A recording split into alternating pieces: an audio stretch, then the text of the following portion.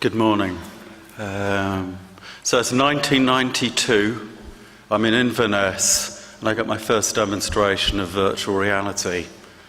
The conference is all about convergence, and it was organised by British Telecom and Highlands and Islands and the Inverness City Council, in a sense with a similar need, perhaps, that Macclesfield is trying to discover within the region right now.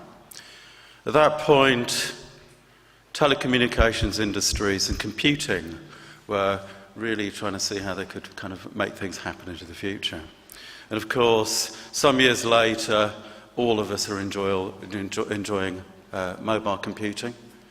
And that, in a sense, a lot of the kind of utopianism around new media has faded away.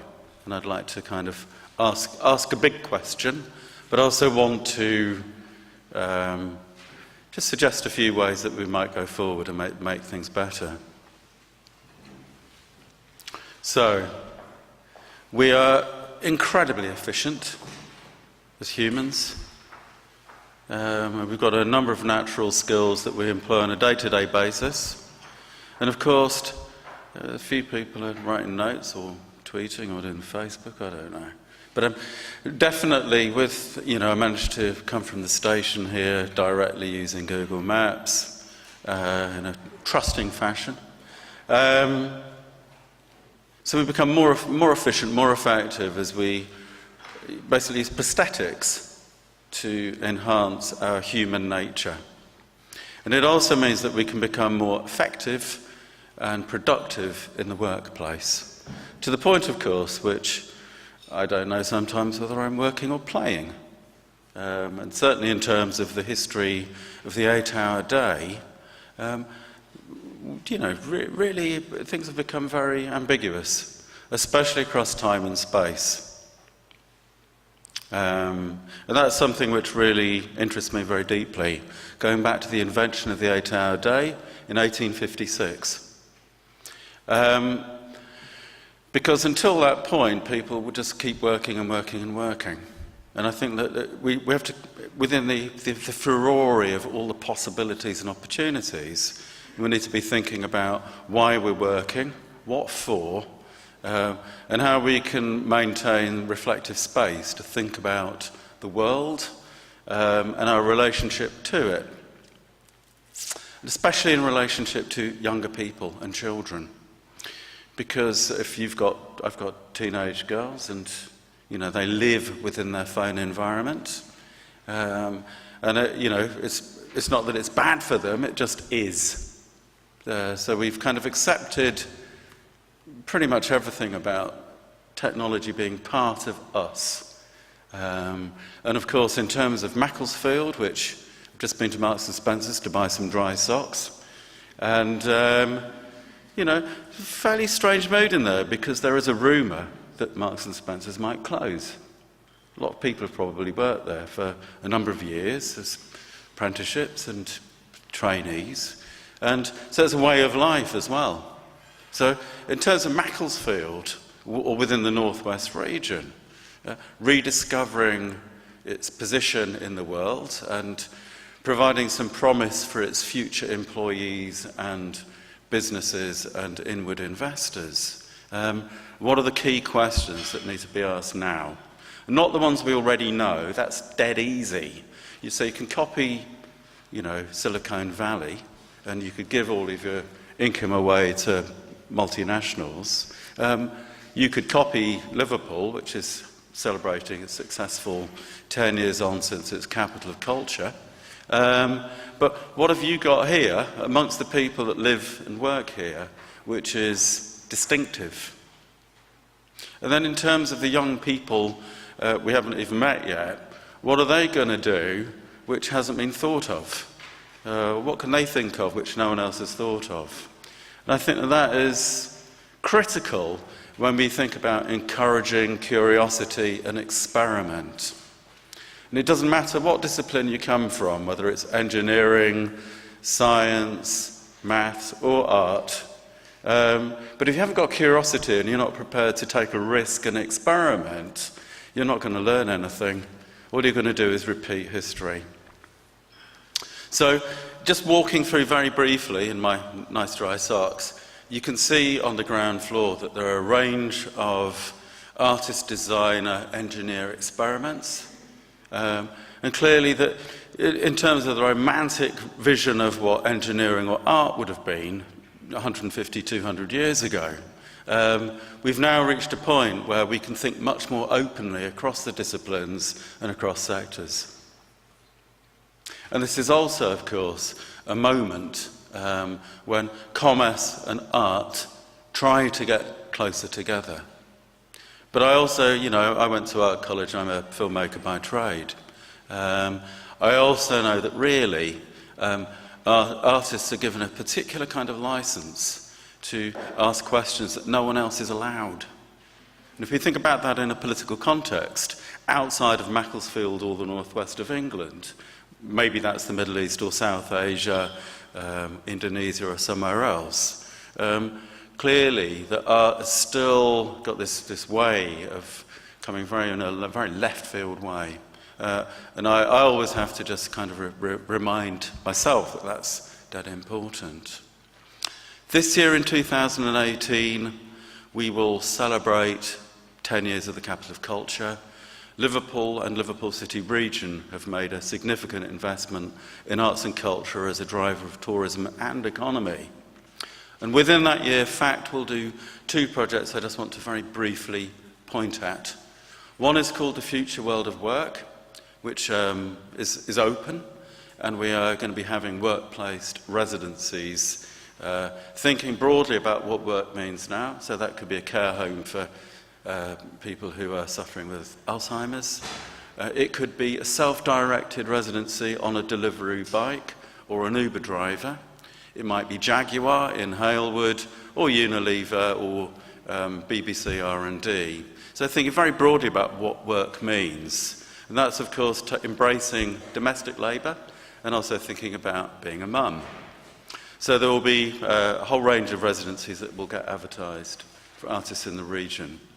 And also we've commissioned an LA-based artist, Liz Magic Laser, to do a 6-month residency in Liverpool with us, to think about automation, cybernetics, the gig economy, precarity, globalisation and deglobalisation. And this sits together with the Uniglobal Conference, which is an international conference on trade union futures. The second project is called Rewire. In 1848, a reservoir was built on the top of the hill between Dingle and Toxteth, on the edge of the city. And using a gravity feed, 2 million gallons of water were provided to give sanitation to an increasing population into Liverpool, primarily from Ireland, Wales and Scotland, people looking for work and food. So this is also a tale of migration. And we will be working with Invisible Flock from Leeds, who make technologised, performative, immersive work. 4 artists from Indonesia and 2 artists from India. That will be in September. And this is a very sort of light invitation. So we're awfully close. It took me 20 minutes to get from here, from Manchester to Macclesfield this morning. It's like 30 minutes to Liverpool, thereabouts. So if we think regionally and think about how we can join all the assets that we've got together, it will be more fun. And I think I'm just going to leave it there. Thank you. So, good afternoon, ladies and gentlemen, and thank you for the invite to talk at what promises to be such an inspiring, already it's so inspiring seeing some of the technologies that we've seen and also thought-provoking event today. And I'm honoured, I suppose, to represent the manufacturing industry, but also the multi-award-winning Siemens Digital factory just down the road in Congleton. So our factory produces drives or inverters which help our customers control the motors that provide power to the pumps that will provide water to our taps. Also, they'll handle our luggage when we put our bag in a baggage carousel around Manchester Airport or an airport. And then also when we go and order a sandwich or a panini from Subway, the fans that heat them up as well. So massive range of applications. As training and development manager, I think I reckon I have the best job on site, because I'm the one that's got to prepare our people, the 450 people who work at the factory down the road, for what's going to be a really exciting digital future. So, so incredibly excited to talk. I completely lost my train of thought, but which is great. But no, when I think about digital and manufacturing, you know, I talk about like an exciting time. Exciting and manufacturing of late are two words that would not go together in the same sentence. Thank you. It's you know, we've heard about, you know, outsourcing manufacturing to low-cost economies. Oh yeah, that's our factory just there, and that's also some applications that you see. But yeah, we hear about outsourcing our manufacturing to low-cost economies. We're not particularly fashionable. We don't have pool tables and free breakfasts and stuff on the shop floor like the tech industry. But and also, we've not even started to talk about Brexit. We won't even go there. Well, I won't.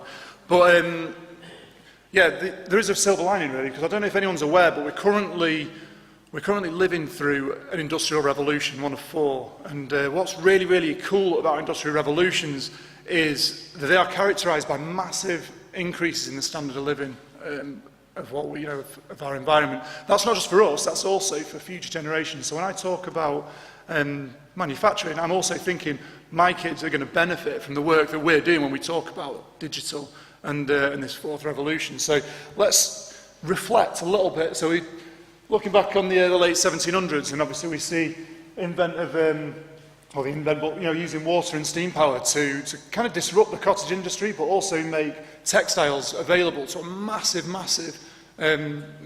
sort of customer base. One revolution.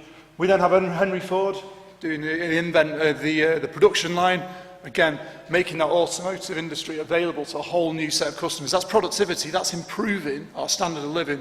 And we see that in the late 1800s.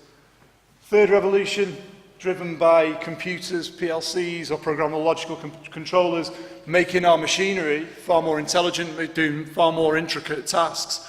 But since then, we've seen a kind of a slowdown in the growth or a reduction in the growth, really, in the economic growth. So we've seen massive innovations. Don't get me wrong. We've seen the internet. We've seen how we go about, I think we talked about it just a minute ago, how we go about, we don't book taxis anymore, we hail lift shares.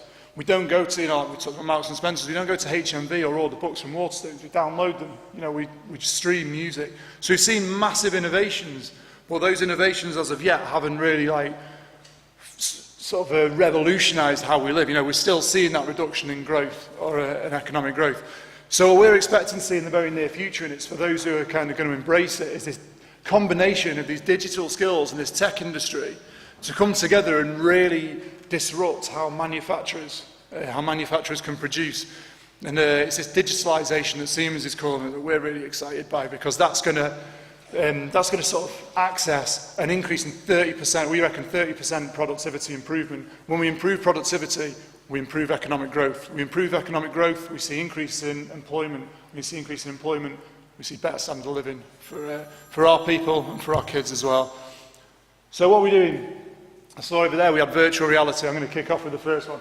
At Congleton, that's our VR cave. So it's really, really cool to see, examples here of virtual reality, but also just to it resonates because we're actually living and breathing that. We're doing that. We're creating, you can see the simulation below, we're creating a digital twin of our manufacturing environment because it's really expensive, right? It's really expensive to make any changes to our shop floor in the physical world. So we're doing that in a virtual environment. We've got the virtual headsets. We've got an app you can download from the App Store as well. If anyone's interested, come and talk to me. But we're doing that because that's going to let us try new manufacturing concepts and be so much more agile to respond to our customers' increasing demand that we're going to be able to do things far quicker. We've got on the top, as you look at it right, we've got Hugh working with a collaborative robot. These robots are going to work alongside people. That's a massive disruptive step, making them 20% more efficient, giving us the ability for customers to ask for customized products, the same cost position, the same quality level, but also more importantly, the same delivery time that we're able to do a standard product now. Programming these robots to do non-repetitive tasks is going to be a massive disruptive step. underneath we've got, we talk about data a lot, and cloud storage, we use the example of Google helping, we put our trust in Google to help us find this location. Why can't we use that data that we produce, we're not even aware that we're producing it, to help us make better decisions?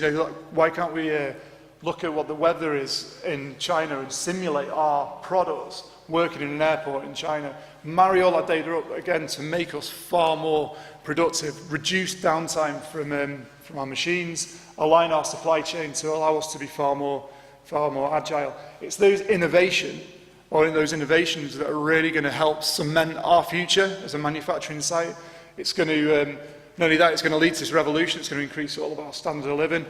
And yeah, it really, really is going to change everything. So it's hugely exciting to be here today to see some of the ideas, because these are the ideas that are kind of inspiring us as manufacturers to think, we need to sort ourselves out. We need to change that image of manufacturing, because it is such an exciting time. We're creating that future that's going to, it's going to give us better standard of living for our kids. And it's through embracing these technologies, these ideas, the creative thought that's really, really going to keep us here. So I'm going to do a little bit in the creative sort of breakout session as well at the end, and if you've got any questions for afterwards as well, please come and find me. I'm very passionate about it, and hope you enjoy the rest of the day.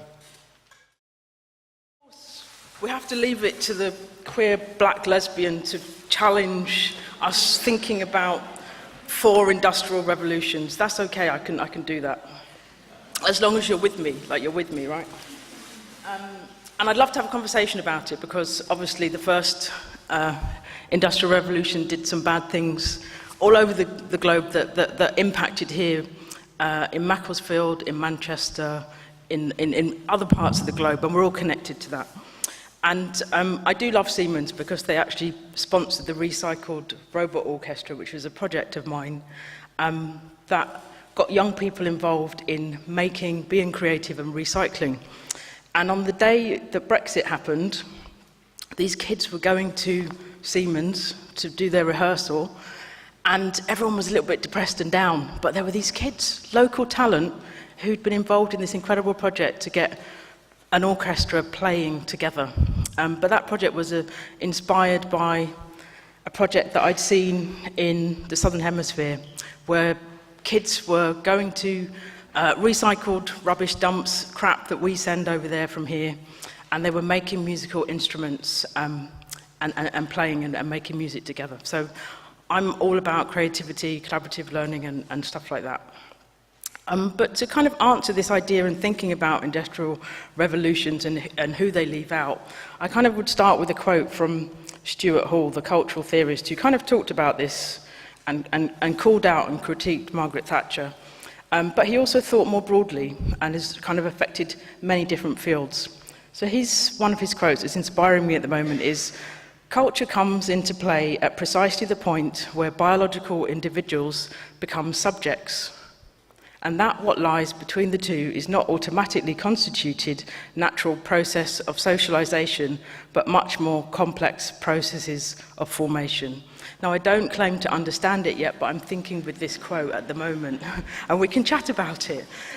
So my talk is called The Dream Life of Digital.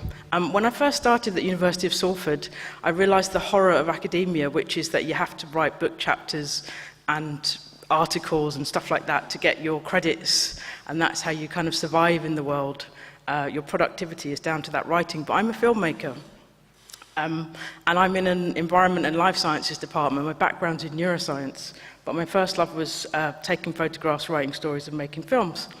I love it that Salford embraced a filmmaker to be in the department, and that I can talk to the scientists because I understand and come from that background. But I wrote a chapter that was called The Dream Life of Digital, and I wanted that dream life of digital because digital is becoming so pervasive, and I think we really need to link digital and its pervasiveness back to that first industrial revolution if we're to think about where the technologies come from, the minerals and so on and so forth. There's a whole kind of line and chain of thought that we could extend.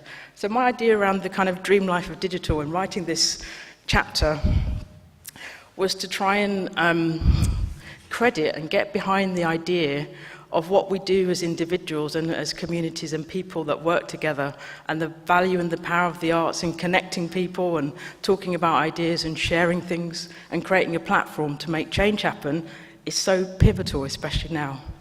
So my chapter was called The Dream Life of Digital. That's what got it into the book, which was all about digitalness, by two feminists that I met on Twitter, which was great.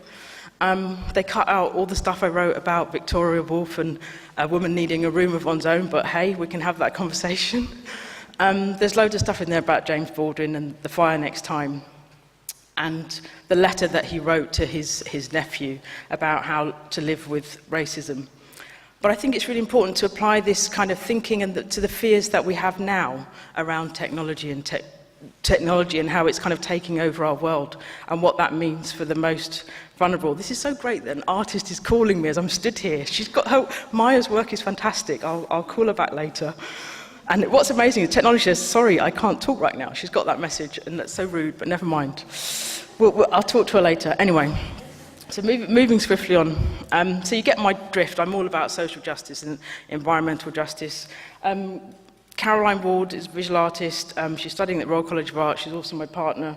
And we run together a social enterprise called Squirrel Nation. At Salford, we're so lucky that we're allowed to kind of have a practice as well as teaching, as well as doing research. And I do practice-based research through my social enterprise. So we have been creating work together since 2010, something like that. But I also work with this guy, Professor Andy Meir, who's much younger than me and actually hired me to kind of set up an online master's together at the University of Salford. So everything that I'm learning, I'm kind of rolling it back into the teaching that I do. And they said, you know, all that stuff you did with the robot orchestra and all the stuff that University of Manchester didn't want, bring it to Salford and come and teach our graduates. I was like, yeah, let's do that. Let's do it. Let's get behind it. Let's do that. But we live in these urgent, challenging times, as I've pointed out, and I always look to my feminist queer allies, and Bell Hooks is one of them. I'll leave you to read that. But that's what people are doing every day, incredible somersaults in going into work to resist all the stuff that these structures are putting in front of us. So some of the ways in which we're looking at that and kind of moving into these spaces in which we actually feel like, as marginalised people, we can do our best work, and as Mike said, raise the important and Christian? Where's that come from? What school did I go to? I'm not a Catholic. But anyway, these important questions that artists need to raise, and this is why I work with artists. So we kind of have been doing lots of work. We're really interested in kind of working with the environment and thinking with the environment. And we've been really lucky, actually, with the kind of the creative. We need to understand that there's artists, but there's all these other people that support around the arts. So people like Mike, who's, you know, at FACT, but then festival directors. So people like Marika and others, and what you've got here going on in Macclesfield. So with this piece of work called Nature Switch, which is all kind of investigating some of the things I'm talking about, but thinking through plants, and moving into a different space, because Marika was interested in how did we move into these spaces. But a festival director called Kate at Shuffle Festival in Mile End, East London, where I'm from originally, saw one of our pieces of work that had been travelling to different moving image art festivals around the world. And she said, oh, I love this piece, but I'd love you to come and do it outside in this space where they host this festival every year. And we'd love the composers that you've worked with to perform live. And so she set us this challenge, and that really stretched our thinking and our work into a kind of three-dimensional, more immersive space, which is really exciting. But then me as a kind of creative producer, social entrepreneurial type, I have to think, can that artist, the composer, what does he need to be supported to be able to do that? And he said, I need to work with my collaborator from Berlin. And I was like, oh gosh, that's going to be expensive. But then I picked up the phone to Wellcome Collection, who commissioned the film in the first place, and it was shown as a gallery piece. And they said, oh, that's brilliant. If you can get a letter from Shuffle saying that they're going to support it and they've got some funding towards it, then we as Wellcome Collection, we can come in and we can support a residency in Berlin for you guys to go over there and make all that thing happen, then you go back and do it at Shuffle. They did that, and that's like, wow, that's amazing. So there are all these possibilities, but that's about the environment that you create, which is so pivotal, and why it's important to have these kinds of cultural platforms where we can work in quite serendipitous ways. This was meant to be a wonderful video of me sowing some seeds on a farm that I used to farm on in Cheshire, actually, just outside Cheshire. But the technology's not working. Technology's bad in that sense, but anyway. No, that would be even worse. Anyway, but we shoot, so that a lot of our films, we shoot them on mobile phones, and we don't know what they are to start with, and they just become things. And sometimes other people shoot stuff, and that comes in, and we make stuff out of that. But anyway, this was the sowing some seeds. And in the time that I spent farming, or I should say we spent farming, Caroline's often the instigator when it comes to environmental things. I'm always thinking, oh my God, why do black people need to go to the countryside? The people in the countryside hate us. And she's like, Rimmer, that was 20 years ago, get over it. I'm like, okay. So anyway, we thought there was so much wonderfulness that we got from that countryside and experiencing it that we wanted to try and bring it into the city. And there was this science festival that was European City of Science. Again, it was hanging over us as Brexit was coming to Manchester and Britain. But the idea was that we wanted to bring some of that thinking about farming and what we got from farming to the city. So we built this with a lot of other people, engineers, artists, many collaborators, pop-up urban farm to kind of think through the circular economy and how do we get people involved in thinking about waste and how that turns into food.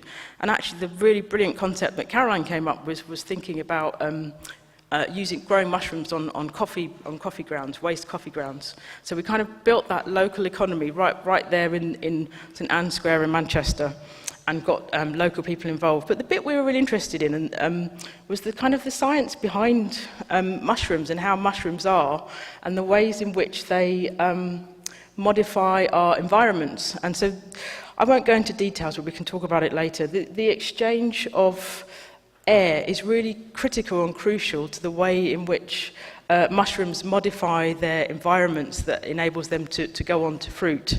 And so there's a really important and critical scientific process that we kind of built into this. And so Caroline's gone on to be thinking about this at university. I love the slides and how they're just doing their own thing. But anyway, we were inspired by Dunn and Raby, who are these interactive designers who set up a course at Royal College of Art. They're now at Parsons in New York, and they talk about how important it is to look at some of the challenges that we face that might feel unfixable, and actually the only way to overcome them is to think about our values, beliefs, attitudes and behaviours. So we kind of build that speculation into it, and with the urban farm, the idea wasn't really to make an urban farm, it was to get people thinking about the foods they might eat in the future and the circular economy. It was really challenging and interesting and funny that a lot of people came to us and wanted to pay us to set up a mushroom farm in their coffee shop. And we were like, yeah, we could do that, but then it would be private, and that's not the point. It needs to be that this is for kind of everyone to have a chance to think it through. And can we get back to you, like, when that business model sort of like works for the people, for the many, not the few? That would be good. Because they were like, well, and you have to now stop making these things. I'm like, that doesn't kind of work for us. So three independent coffee shops approached us with that idea, and we were just like, no, that doesn't work. And then this quote, to find a world, maybe you have to have lost one, maybe you have to be lost. Just looking at time. One of the things that's really important is me being the scientist by background. I do these weird things. I go out and I take pictures and I collect things. So for the last, 5-ish years, I've been collecting pictures of lost cats, being quite useful and tweeting them out where I find them. But then this has kind of turned into our next piece of work. Caroline refines things. I am able to find money to help us to do some of this stuff. So I got a fellowship from Wellcome Trust a while back. And they've got this incredible archive. And Henry Wellcome, who's the kind of entrepreneur who, through industrial challenges and linking back to that thing I was talking at the beginning, managed to capitalize on the pharmaceutical industry and set up this endowment that is Wellcome Trust. But the interesting thing about him is that he also had this obsession with cats, and his house was full of cats, and I was quite interested in that and looking at his archive and reading stuff about Henry and his cats. His whole house was taken over by cats, and he lived in a hotel somewhere. I thought there was an interesting story there, but anyway. We were also inspired by other artists, so there's the Anthropocene Project, so Thomas Saraceno and his interesting work around social spiders and using animals to disrupt proceedings, as they have been doing at various conferences around the world. And then Tino Segal, we both went along, and I met some people actually there who went to this exhibit at Tate Modern. I don't know if anyone saw it, but it was this wonderful opportunity where people, actors, people from everyday walks of life would walk amongst you, and you'd walk in amongst the people, and they might come and have a chat with you, or you'd have an exchange with them. It was really gentle, amazing work, and it really stayed with us. And then we had this opportunity at Wellcome Collection where they were looking at how to remake nature, and they wanted to get stories and collections together to kind of think about that and get the public to think about how they would remake nature. So they invited the public to give objects that they'd put into a museum of modern nature. Of course, you couldn't put anything that would decay or eat something or scratch you into it. I tried to put my a green Nike shoe in it, but they didn't want that either. Nothing smelly, nothing dirty. I tried to put in a Pokemon mushroom card from my nephew, but that didn't get in either. That's me actually stood there with the Pokemon card, but never mind. And then we were inspired by this film by sociologists and filmmakers, which is trying to get, how do you get closer to the truth that people tell you, but actually how can they tell it to you? And part of that is making a film and then showing that film back to people and saying, how close was that to the truth? And that kind of starts a conversation. So we're interested in, how do you get closer to the truth? So we set up the Bureau of Lost Cats in the reading room at Wellcome Collection and worked with a series of performers. It's called the Purging Chamber. And it's a kind of work in progress, R&D type thing. But we were interested in this idea about our connection to other species and how do we get closer to that which we're not really talking about. So we worked with performers to unpick that over a weekend. So this is, if it works. Does it work? One of them works. What is this one of them? No video, no sound. Anyway, you just have to imagine, because you probably... Click by Vincent. I'll tell that to him later. No, it's not working. Anyway, imagine purring. If you've got cats, it's not difficult. But we brought this, so this was scientific data actually from fighting with the technology now, but anyway, scientific data that was out there, put out there by cat researchers who had these recordings. We took them and put them on silent disco headsets, and people could come into the Wellcome Collection, listen to this purring sound, looking at these strange medical collections as they did it, and if they wanted, they could then come and chat to our performers who would ask them questions about their relationship to cats. We, as kind of creatives, gave them some questions, we told them to rip them up and make them their own, which they did, and make it playful, create intimacy. One of our regular collaborators, Louis, here is having one of those conversations. And we got people writing stories and telling stories about cats they'd loved, lost and found. Gemma May Latham, she's here. This is one of her pieces of work that was looking at people's heartbeats as they were listening to the purring. And we ended up with scripts from this. And we kind of thought, this was originally the idea was that we'd conglomerate this information that we'd kind of pulled together into a new piece of design work or a provocation. But actually, when we thought about it, that idea of bringing it together and agglomerating it didn't kind of work. If you actually listen to the stories that people have told, they're absolutely wonderful and quite dramatic, and they're really telling. There's so much richness in there that we decided to kind of leave it as this process that has kind of gone out there. And so we're leaving it for a little bit before we kind of revisit it. But these were some of the performers, so Dora JJ, Ellie Stamp, Louis O'Grady, Gemma May Latham and Lizzie Sells that we worked with, and we had these wonderful connectors, so Brian Lobar, Tracy Gentles, Sheila Galani, the people who commissioned us and the people that supported us. But I just wanted to end by kind of talking about that support, really. I was really lucky enough to have a fellowship from Manchester International Festival last year, and I was witness to and immersed in What If Women Ruled the World by Yael Bartana, and that work is, she was looking for an alternative structure. What is this alternative structure that could support us beyond the patriarchy that we need to smash? And so I was performing and rehearsing in that, and that's kind of stayed with me. And the thing, Caroline's now at Royal College of Art, precariously living as a postgraduate student on the £10,000 cap for a disabled student, which is appalling, but you know, we need to write out to our MPs about that. And she's kind of been imagining, what are the things that create this mainstream that is going to happen? So all this technology is corralling towards a particular future. But then what are all these alternative possibilities that might come out, that could be possible?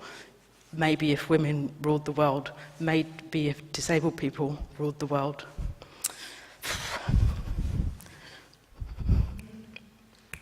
Help me. That's it.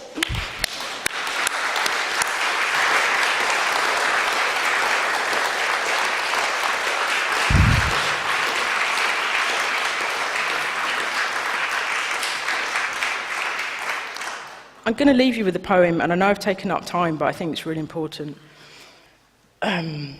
So we've been looking for a forest, and in looking for this forest, we came across a conversation between two lesbian poets, one black, one white, and they were looking for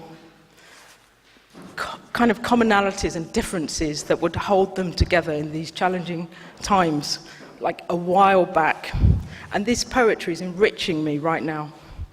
So this is Adrian Rich. There's a place between two stands of trees.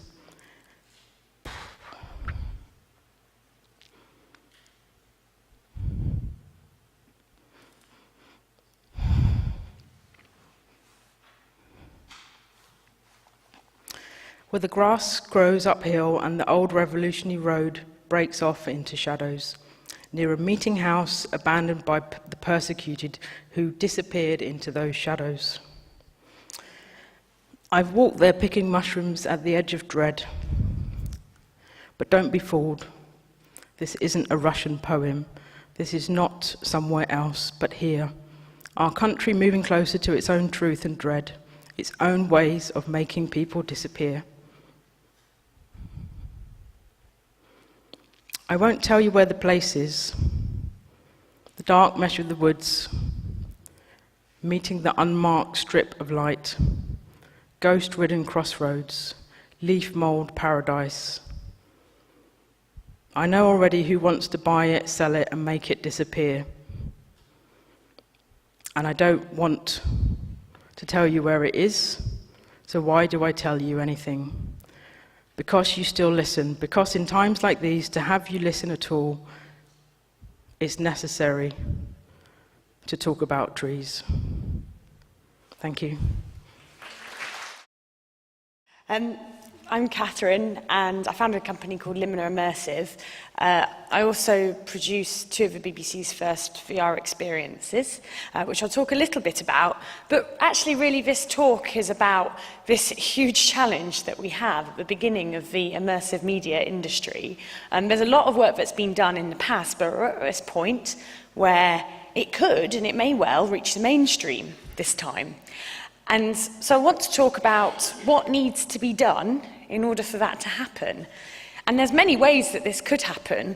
So I want to talk about what needs to be done for this to happen in a way that could show society's best self, rather than showing off society's worst self. How to create inclusive and vibrant, exciting places that really reflect us well as people. I'll also start by talking a bit about my career so far in VR, more as a case study, really, of what is a career in virtual reality, with a few bits weaved in about what I've learned along the way. So, to start with, this picture here is me making a set for a piece that I did when I was at university. I did theatre studies at Warwick University, and it was a theatre experience that had no actors. And I was a bit obsessed by the idea of theatre without actors. But I'd never actually heard of virtual reality, and it was a good few years until I had. I moved on a few years after graduating. I worked at a company called Touch Press, and we made these big, beautiful, sort of immersive feeling book apps, a bit like a coffee table book, but an app. So, for example, we had the periodic table of elements, an app called The Elements, and you could explore it by doing these 360 rotations wherever possible of each element. We did T.S. Eliot's The Wasteland, which was interactive and performed by Fiona Shaw. And working at Touch Press as a producer and I was head of marketing, I got increasingly more interested in not just making, but also critiquing, which is something I'll come back to later. But something else I suppose I got interested in, again, I'd never heard of virtual reality, which you probably think is quite crazy, and it's a bit of a confession to admit this. But I got really interested in how to use apps to simulate reality rather than represent it, if you see what I mean. So this here is I reconstructed the moment that I thought I invented VR. So it's about 2014, and I was in the office, it was one lunchtime, and just had this idea while I was munching on my sandwich that, if I move my head at the same rate as this landscape shot, it's a panning shot of a landscape, if I move my head at this rate, and maybe put my coat over my head so I can't really take in any other information, will I feel as if I'm there, looking at that landscape? And it kind of worked. I got a sense of presence, and I was pretty overjoyed, which my colleagues found hilarious because they'd heard of a Google Cardboard, and some of them already had Google Cardboards. And so, needless to say, after all this, much laughter about it, and they bought me a Google Cardboard headset for my birthday, which was a few weeks afterwards. And after taking it home and having some pretty, I suppose, incredible, but at the same time, trivial and gimmicky experiences on roller coaster demos, I had this sort of realization thought, which has really just carried through throughout my whole career in VR, which is that this could be the equivalent in our development of art forms as to when painting developed perspective. This is one of the first known uses of perspective in painting. It's a piece called The Tribute Money from the 1400s. And you'll see that illusion is used to help convey a story. It communicates things.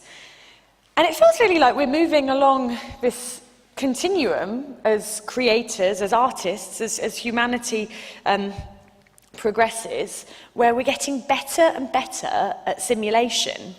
We're still really good at representing, symbolism styles of media, for instance, a novel in the third person, for example. We're still really, really good at that. But also, we can create video games, or we can create immersive social spaces like Second Life. And that can be art too. And so as we get better and better at simulation, it's really exciting and concerning to think about what we could do with these superpowers that we've got. And these superpowers are something I'll come back to later, but this thought around representation and simulation is something that stuck with me. And when I left Touch Press because I really wanted to just go freelance, I got my first freelance gig with the BBC producing one of their first VR experiences. So it was the first commissioned VR documentary. It's called Easter Rising, Voice of a Rebel. And this experience lets you live through the memories of a rebel in the Easter Rising of 1916. So we launched it in time for the centenary. It came out in 2016. And it was really about exploring memory and that kind of fragmented texture of memory as well, looking at things around what is truth. So it was not photorealistic. It's a bit like stepping into a painting. And we're very inspired by Vortis's painting of the time, the look and feel of the art around 1916. The central thread, what holds it together, is a re-recording that we did of the protagonist, Willie McNeve, him describing his experiences of being in the Easter Rising as a rebel, Republican rebel, but when he was in his 80s. And he recorded this on an old cassette tape. So we took this old media and re-recorded it with Liam Cunningham. Many people know him from Game of Thrones. And that was really what held it together. And so after that, we launched that. We took it to Sheffield Dock Fest, the National Theatre for 6 weeks, Imperial War Museum, and obviously online as well. After that, I exec-produced No Small Talk, which is essentially a talk show specifically aimed at millennial women. And we had our two women, so Cherry Healy and Emma Gannon, both do quite a bit. Cherry does a lot in TV. You probably know her from BBC One presenting and BBC Three documentaries that she's made. Emma's a real kind of millennial, one of these modern stars, fully social media, but they've both done a lot of podcasting. So for them, it's like a visual podcast. So you get to sit in a coffee shop and experience what it's like to be sitting in on a really interesting conversation. So we wanted to inspire young women. I suppose for me it was about inspiring my younger self and my peers to just sit down, clear out distractions and have more in-depth conversation and to discuss, these big ideas that drive everyday life.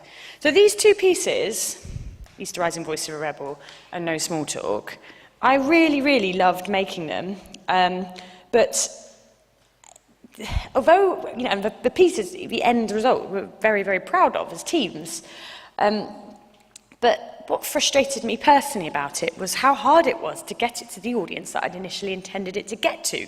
So we, for East Rising Voice of a Rebel, me and Oscar Raby, the director, we talked a lot about wanting to get this to history enthusiasts. Not people who come in at it from a tech perspective, but people who are interested in a content perspective. It's their feedback as well as creators that we were most interested in. Then for No Small Talk, we were most interested in getting this piece to young women. But the frustrating thing is that those distribution routes just aren't there yet, and so you can be putting blood, sweat and tears into a project, up till 2 a.m. working late for nights, yet you don't get that same feeling as, say, a film or an app or some TV. And so in, I suppose, a kind of response and a channel for this frustration, I set up my company, Limina Immersive, which this is not the branding, it's got messed up. In fact, I skipped past it. Essentially, what Limina is all about is bringing virtual reality to broader audiences.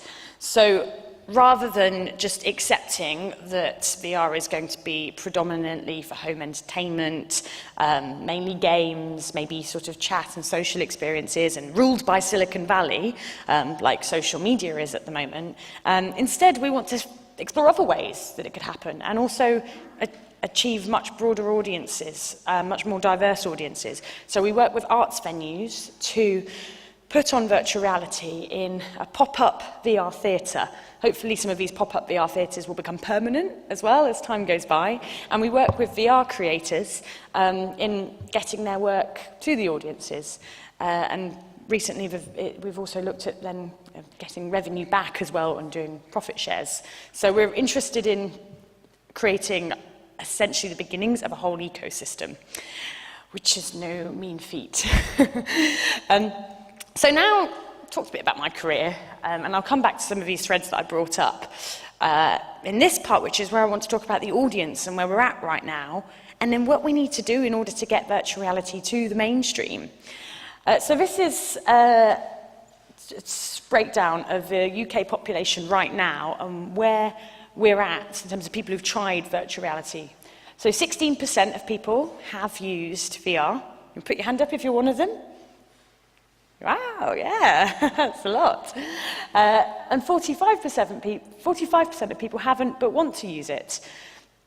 What I find most interesting about these statistics are probably as you would expect. Well, one is that available market, 45%. That is certainly more than people at tech conferences and gaming expos. That is much, much broader. There is an available market there. There is the interest.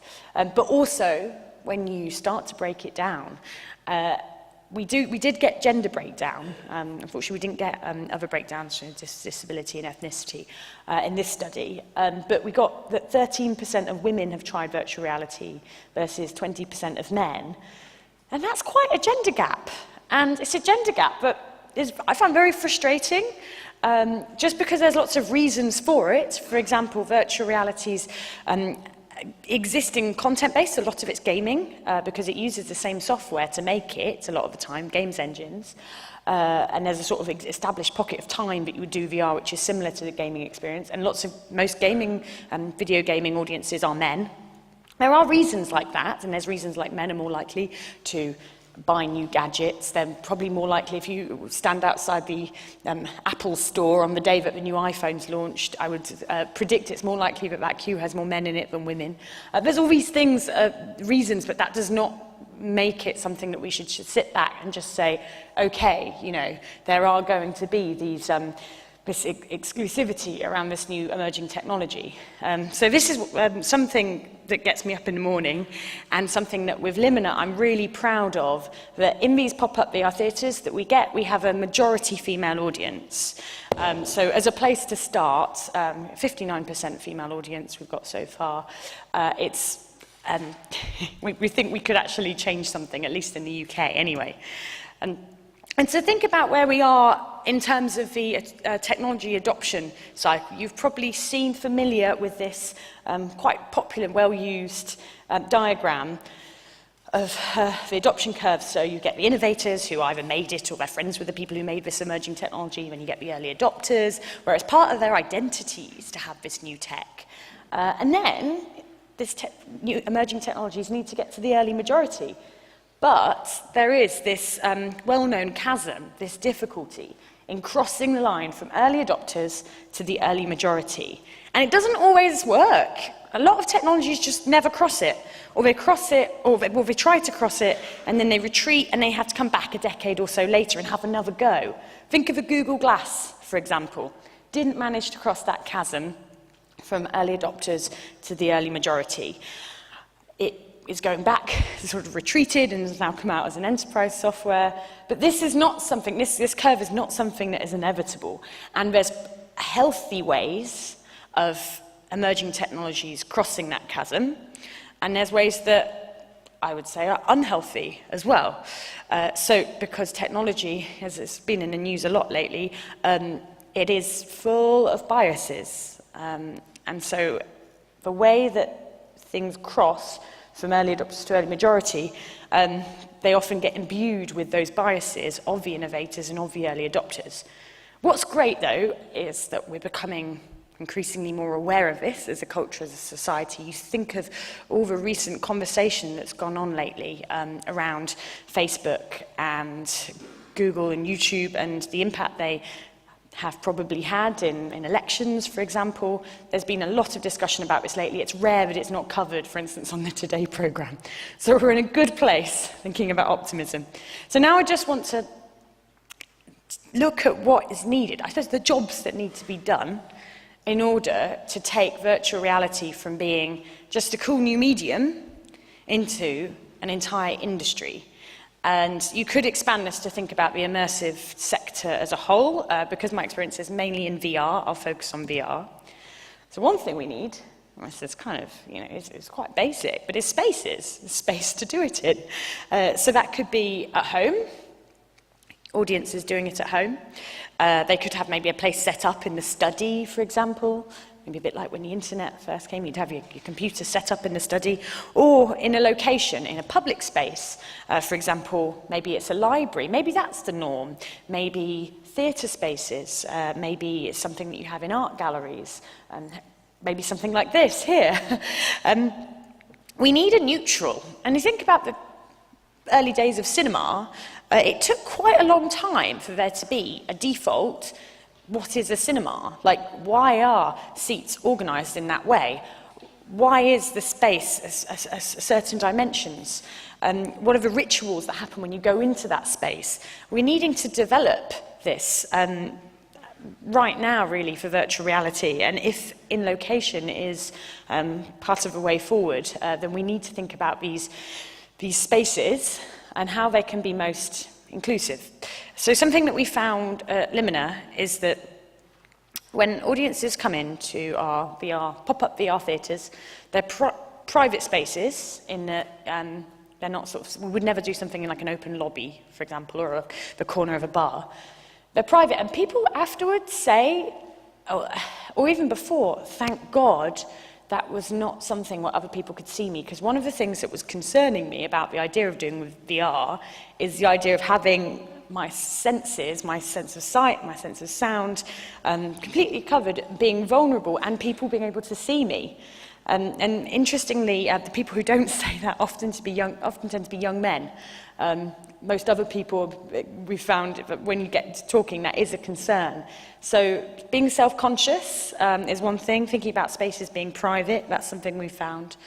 And then also getting the sort of sense of anticipation right, just the right level between getting people excited about doing this VR experience that they're about to do, or this collection of VR experiences, but then also not going too far where it makes them over-anxious and they don't want to do it at all. So some of these more sort of installation-based pieces, where if you imagine you walked through sort of a dark tunnel of lots of flashing lights and loud music, for some people that might feel great, you know, that might feel really get really, really excited and geared up, but others it may completely put them off doing the VR altogether. So at Limina we're trying to create our model of the pop-up VR theatre as a space which is just got the right level of sort of anticipation versus comfort.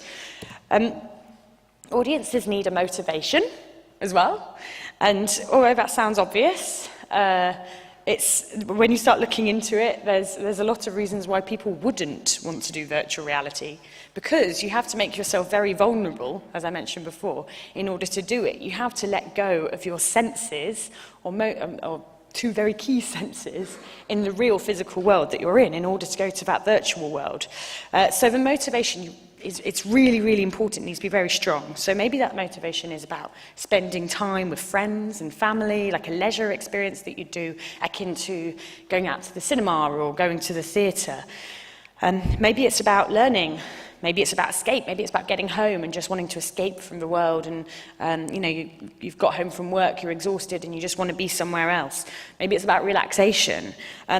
The first thing really is to understand those potential use cases, and in order to get there, in order to understand it, we need to speak to audience members and understand why might they do it.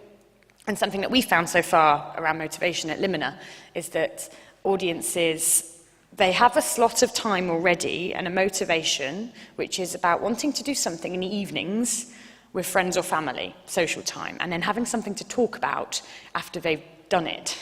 So conversation starter, really. So we try and fill that need as good as we can, but there are all sorts of other needs and other examples of how VR could, the motivations for VR in our lives. Then there's context. So what pocket of time does it fill, which we kind of talked about, but what is the normal time to do it? Coming back to cinema, you know, it's usually something that you do in an evening, maybe like a Friday night, date night, you know, that is a recent term for a pocket of time and a use case. Maybe it's something that the slot is more maybe like a Sunday afternoon, that it's kind of that tinkering hobby time. But thinking of the time is important to making this a realistic proposition. And then thinking now, moving on to response, and so in building that industry response from our audiences, we need to have feedback, a way for feedback to happen. So, for instance, we have feedback forms, but there could be all sorts of other ways of getting feedback from audiences, which are also more than just numbers, but qualitative data as well, people's thoughts and ideas. We need a critical culture. We need a way that VR can be interrogated, not just the content, but also the culture and the workplace culture as well. We need some terms to use, we need some language, we need best practice, we need blueprints of formats, we need handbooks, we need distribution routes. You can see there is so much that this industry needs, which is more than the content itself, and so much thought that needs to happen. Obviously revenue, we need revenue. We need routes that creators can get paid properly for their work in a way that's fair. And this is where I want to finish, is that we need to learn from the industry mistakes of the past. So imagine that you could go back in time and you could change something about the way that another industry, artistic industry, started. For instance, films. If you could go back 100 years and do something to change, say, Hollywood when it started, what would you do to make it healthier now? And especially with recent developments in Hollywood, I think that's an especially important question when thinking about inclusivity and content, but also workplace culture, and the two, how they interrelate together. So thinking about how would you do this differently? Well, actually, we've got this opportunity now with virtual reality. It's a new industry, it's a new sector, things are still being built, it's malleable, we have this golden opportunity. So yeah, thank you very much, and I do hope that you'll get involved some way. Very happy. So me and Helen were just going to briefly sort of introduce some research we've both individually been doing, and then we'll have a little chat and open it up to the audience. So I think Helen's going to start, if that's okay.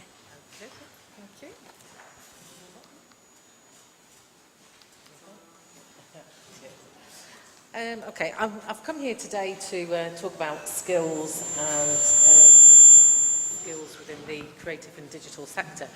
I'm just sat here just seriously evaluating my own skills needs, to be quite honest with you, because this is well out of my comfort zone, but never mind. So I'm here today to talk to you about what the Skills and Growth Company have been doing to support the creative and digital sector within Cheshire East. The UK, nationally, the creative and digital sector has been growing for a good 10 years now. And it's widely recognised within Cheshire East that that sector is replicating the UK national growth. And it's becoming increasingly important for this area to support and encourage and help the creative and digital sector to grow. And it's crucial, in actual fact, to our economic success going forward. And what is emerging when the Skills and Growth Company have been talking to employers from the sector? What's been emerging from the employers is that they're starting to talk about they're growing, they need additional staff, they're trying to take on employees, but they're struggling to find individuals with the right skills, with the right skill sets. And not only that, but they're also of concern, they are also very concerned about retaining their staff, keeping their staff, and not losing them to other companies or losing them to the cities, etc. So we recognised there was a need here to do some work with the sector, so we started to work with Weave. Weave is an employer-led task force, and it's also, it's a task force, it's made up of employers from the creative and digital sector, but it's also made up from the local authority, from the training and education sector as well. So it's an environment where we can all sit together and we can talk about what the skills needs are and how we can address those. And the first thing we did quite recently, and this is really what I'm here to kind of highlight to you, is we commissioned a skills strategy and an action plan which identified and worked with those employers and started to identify what the skills needs and strengths and opportunities were for the sector. And I'm here really to just, I mean, the strategy is a high-level just summary, really, of the skills landscape and the characteristics for that sector. But it did highlight not only are the massive opportunities for this sector, and it's a very positive picture, but there are some issues, and I think it's important for me just today to just highlight and whiz through some of those skills challenges. And when we talk about, when the Skills and Growth Company talk about skills challenges, we talk very broadly sometimes, but some of these challenges are very unique to this sector that we desperately want to maintain growth and support going forward. And it's things like, I'm going to have to get up and look at my slides now. Sorry about that. So it's just the structure of the sector. Because the businesses are small, micro businesses, sometimes that's very difficult sometimes to support skills development and skills needs. And I'll just give you one example. It's very difficult for a very small business to release staff to 1 day a week to do training, and it's the cost of that, etc. The pace of the change, the technology change, the system, the education and training system, find it very difficult to adapt and change and keep up with the changes in the technology and the skills needs that are required. The skills as well, the public sector, sort of whizzing through this, but there's a lot of in-depth information behind all this in the strategy. But the other thing is that the skills sector, as they fund qualifications, they need to be formal qualifications. And what the employers are saying to us in Cheshire East is that the skills that they need are not always a nice boxed Sitting Guilds qualification. So there's a mismatch between what is actually funded through the public sector and what actually employers need. Probably no surprise to anyone in this audience that there's a significant lack of women taking up opportunities and jobs within the digital sector. The guidance that's been highlighted to us, that the guidance within sort of schools and education doesn't necessarily keep up with what the new employment opportunities are, what the trends are. So some of that is out of date and needs to be brought in line with what the current opportunities are. And again, what I've already mentioned, there's competition from other sectors and other, the cities, the Manchesters, the Londons, so they're attracting the skills, so people are gaining skills, but then going off for opportunities elsewhere. So what we've done, as I say, very recently, this is December work, we're just identifying and working with the Weave Group, with the employers, to put together an action plan to address some of those key challenges, so we can almost mitigate against those risks going forward. So some of those priorities are things like making sure that we develop the pipeline of talent, that there's a clear progression route from people going through schools. I notice there's people here that are working with individuals through schools, but it's about ensuring that they have the right careers choices, attracting women into the industry and beyond, and leaving school and making informed choices. It's not only about the pipeline, about young people coming through, it's also about people that you employ now and how do we effectively upskill and train those for the future opportunities and jobs. And we've got a number of actions around looking at how we can address that. And also, quite a challenge is looking at what the sector offers, what the FE sector, universities, schools offer, and how we can link that to what the employers need. So how can they be responsive? How can they be what we call a demand-led system? So a lot of work that we're currently underway with. It's all, as I say, it's just been finalised just at December, so it's work in progress, but that's where we're up to at the moment. Is that okay? That's brilliant. Okay. Oh, swapsies again. Brilliant. Thank you. So let me see if I can run this. So I'm Gemma May Latham. I use the May because if you search Gemma Latham, you get a beautiful blonde singer, which I am not. But I am a digital artist. Participatory artist is usually a term that I use, which basically means I don't sit in a studio and make art by myself. Everything I do involves people. My work is generally about exploring crossovers between textiles and code, and I very much mix analog and digital methods. And in that, there's something really valuable in using things that are accessible to everybody. So digital can be a very intimidating thing, as can textiles actually. Physical textile making can be intimidating to non-textile makers. So I try and use methods that will bring as many people to something as possible. And through doing that and working with things like museums and galleries and in public spaces and engaging with the wider public, I find that there's a lot of value in working on the ground with people and that skills can be learned through those small moments in time. I've been working in the last year as part of the Shift programme as a freelance artist, running workshops, events, helping develop some of the programme. One specifically I've been running is called Pattern Craft, which is a series of events. You can have a go at that downstairs. Pattern Craft is an analogue to digital punch card reader. Harks back to one of the first things I ever did in Barnaby Festival in Macclesfield here, inspired by the Jacquard looms.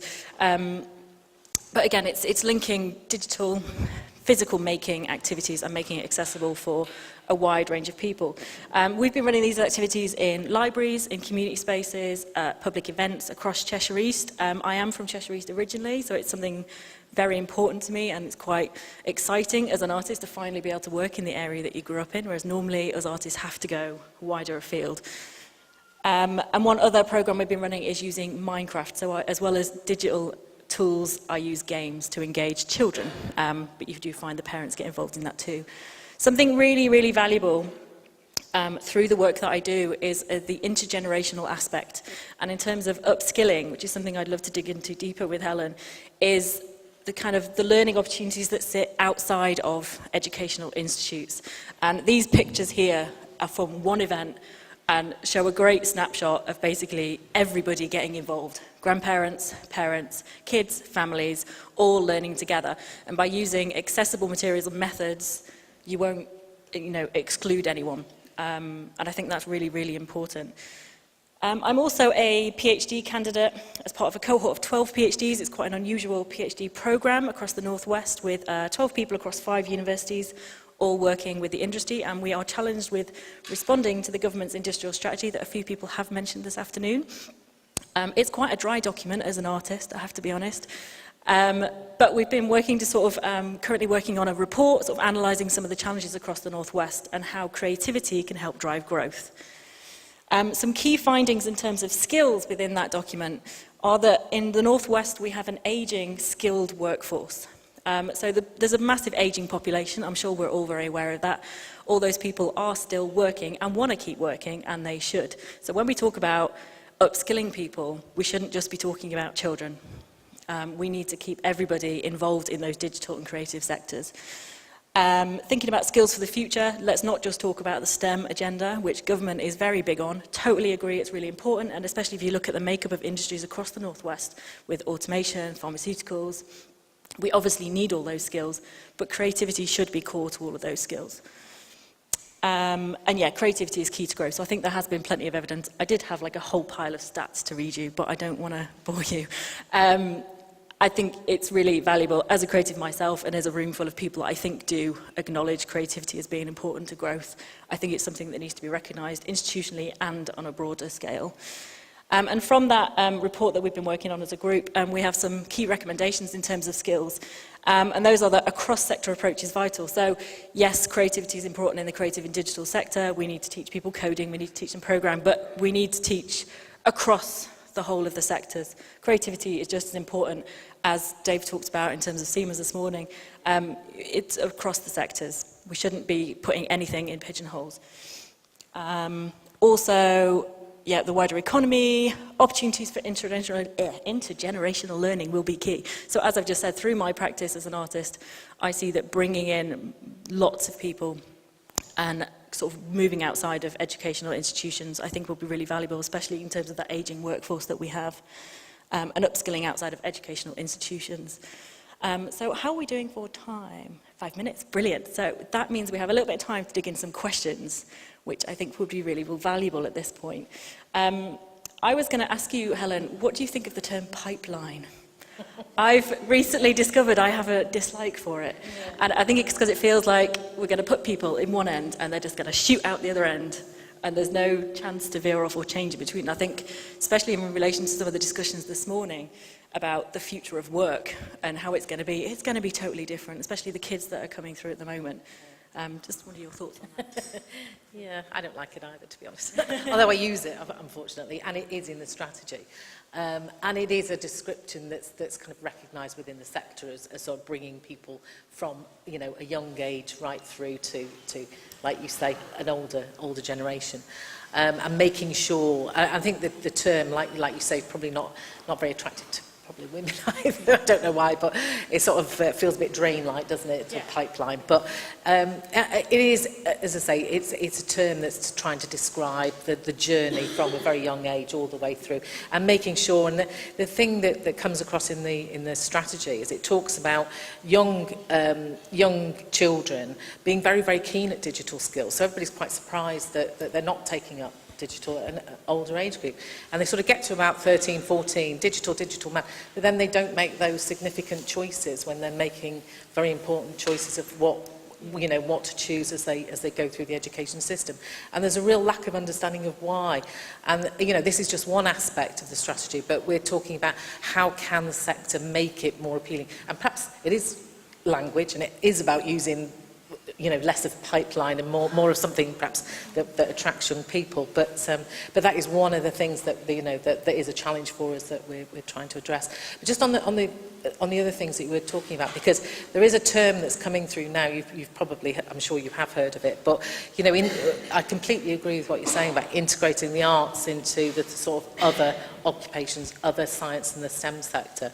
And there's a term now called STEAM that is rapidly going ahead. So it's about the arts being right in the middle of the STEM sector. So, and again, in the strategy, it talks about integrating the arts within the whole sort of digital and creative sector and beyond that. And that is the sort of STEAM agenda, which is growing in momentum now. So, yeah.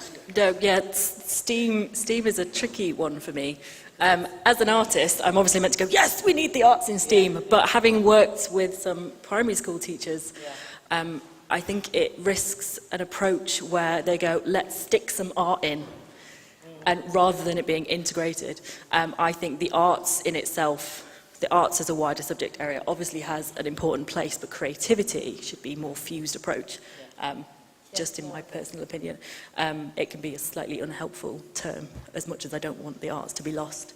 I have a regular conversation with an engineering friend of mine who didn't understand why arts needs to be there. He argues with me that engineering is creative, which I totally agree with. So it's kind of, there's difficulties in those terminologies. Yeah, there is, and just recently the Skills and Growth Company have commissioned a sector analysis into the construction sector. And what is coming out, it's not necessarily arts, but it's the biggest significant skills need is coming out is digital in someone like the construction sector, which is quite, you wouldn't necessarily expect that, but it's coming out more and more and more over the time I've worked at the Skills and Growth Company. This sector is absolutely critical, but it's not critical in isolation, it's critical to lots of other industries as well. I think I've also seen evidence that people like Bentley in Cheshire East have also said that craft skills are really important to their HS2. They're really important. I'm Rowan from Wild Rumpus, from Macclesfield. We're an arts organisation who deliver high-quality, large-scale outdoor arts events for families. Our flagship event is called the Just So Festival. Takes place just about 20 minutes away, just outside Congleton at Road Hall. If you had asked me 9 years ago, had said to me 9 years ago that I would be sitting on a panel talking about anything digital, I would have said you were mad, because one of the motivations that we had for going into Just So when we first set up 9 years ago was to take a family audience out of their digital day-to-day lives, away from their devices, and take them somewhere analogue. And so it's all, we work from a woodland, it's all about being out in nature. It felt, and for quite a long time when we were programming, we veered away from digital arts. We didn't program things that had to be plugged in wherever we could avoid it. But as time's gone on, as our work has deepened and developed, we've kind of realised that actually what we're doing is telling stories. We are storytellers. And one of the things we're most interested in is how to deepen the engagement our audience has with our stories, and digital is one of the most exciting ways that we can do that. We have now used a kind of broad range of different digital techniques to do this. We do podcasts, animations, all kinds of different ways that we can think about to engage our audiences in a story so that they're familiar with a character, with a narrative. By the time they walk in our doors to one of our events, they're already engaged and invested in what's happening. And it has such an incredible impact. Which is no surprise, really. I mean, I guess we all know if you go to a gig and it's a band where you know that music, you have a much deeper, more exciting experience than if you just stumble in off the street, and it's that same kind of thing. So I think we find digital most exciting in the opportunity it gives us to deepen that engagement the audience has with our stories. And then on a more kind of initially logistical side of things, we use digital. We've just invested in some data tracking for our events, so we can see use heat mapping to see how audiences move around events, so we can program in a way that is more kind of matching to their experience and what they need. We do lots of CRM, looking at kind of what different audience members, how they engage with us, so they come to all of our events, so they just come to one. And what we're interested in doing next is looking at how actually those things could work together, and we can deepen an individual kind of, I want to say audience member, like one of our Wild Rumpus family. We can engage people in a more kind of targeted way, so that actually we're looking at how we can program in such a way that it deepens the experience from their physical interaction as well as their kind of creative interaction, if that makes any sense. I'm going to hand it over to Ruth. Hello. Hi, so my name's Ruth McCullough. I work for Abandon Normal Devices. So we're an arts organisation based here in the Northwest that works across new cinema, digital culture and art. And the programme aims to sort of challenge audiences and artists and our partners to think digitally how science, emerging technology can be used in an arts context. So I do have some images, I think, from projects that we've done. Great. So in terms of our programme, we run a festival that happens every 2 years in a different location, and then we also programme sort of a range of commissions and research that happen on a year-to-year basis. And we work across art forms, so the experiences that people might have would be film happenings, performances, a lot of artworks that are experienced in the public realm or in site-specific ways. This is yours, Ronan, I think. So this is just So Festival. Wellcome Trust events. I can't make claim to these images. And yeah, we work with a range of different partners from across arts and heritage to universities and technology and science partners. So the programme's quite diverse. This is... I'm going to talk about a couple of projects very, very quickly, which will hopefully spark a discussion about digital and audiences. I think one of the things we have in common with Just So is just the idea of, site specificity and how we work with technology. And we try and think about the festival, even though we work with technology, that the digital or the screen isn't the first thing that sort of we engage audiences with, and try and think about that audience experience in a more expanded sense. So yes, I'll chat about Cosmos quickly first. So this was a project that we launched last year in partnership with Jodrell Bank, Blue Dot Festival and Shift, working with Arup, also an engineering company. So it was the development of a residency at Jodrell Bank, working with the astrophysicists there to develop an audiovisual commission that was then projected onto the telescope during the Blue Dot Festival in July. So the programme's been in development for a couple of years, but last year we launched it with a Japanese artist called Dato Manabe and the Rhizomatics Research Institute. And they worked with the astrophysicists looking at the different data streams that come from the telescope and developed this interaction unit that you can see at the sort of bottom of the picture. So audiences had a mixture of data sets that they could look at, and it impacted what they were seeing on the telescope. And we had a range of sort of scientists and people there sort of talking to audiences about that so they could see their impact on that in real time. And downstairs we worked with Arup, who are an engineering company, and they LiDAR scanned the telescope, which is a data scan which we use to sort of projection map release specifically onto the structure, because it was in this position rather than the flat-facing forward-facing structure. So downstairs they've now taken that scan and made it into a virtual reality experience, so you can explore the telescope through virtual reality. I'm going to quickly whiz through a couple of projects which I think sort of embody some of the digital and site-specific elements that we're going to talk about. So this is In the Eyes of the Animal, which was a virtual reality experience that we commissioned in 2015 with the Forestry Commission, that was you experienced in the forest. So these people have these beautifully sculptured headsets, and inside there is a VR headset. An audience took a journey through the forest through the eyes of 4 different species, through the sort of ecosystem of the forest. So they worked with scientists and some of the Forestry Commission staff to think about how those different species perceive the world around them, from things like a dragonfly, and then you become a frog, and then you become an owl. So looking at their perception and how you could convey that in an artistic sense.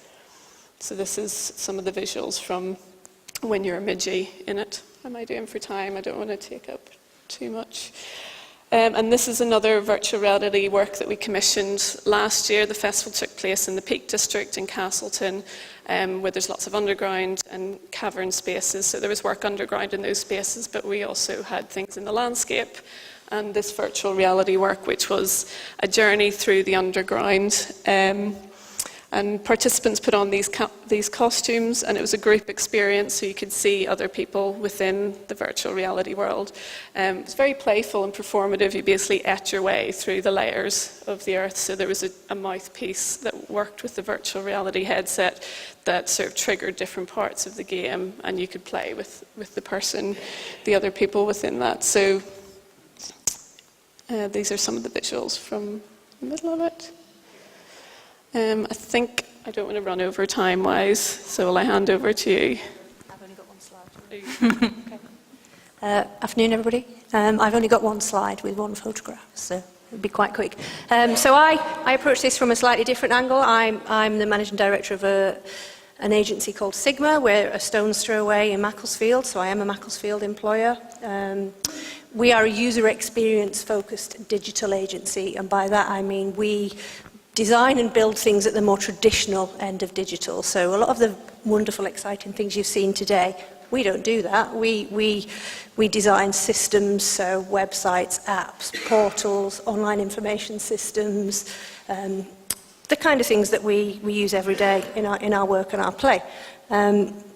Inclusion is a really big part of what we do at Sigma, and by that I mean designing things so that we reach the broadest possible audience. I think a couple of the talks have touched on that today.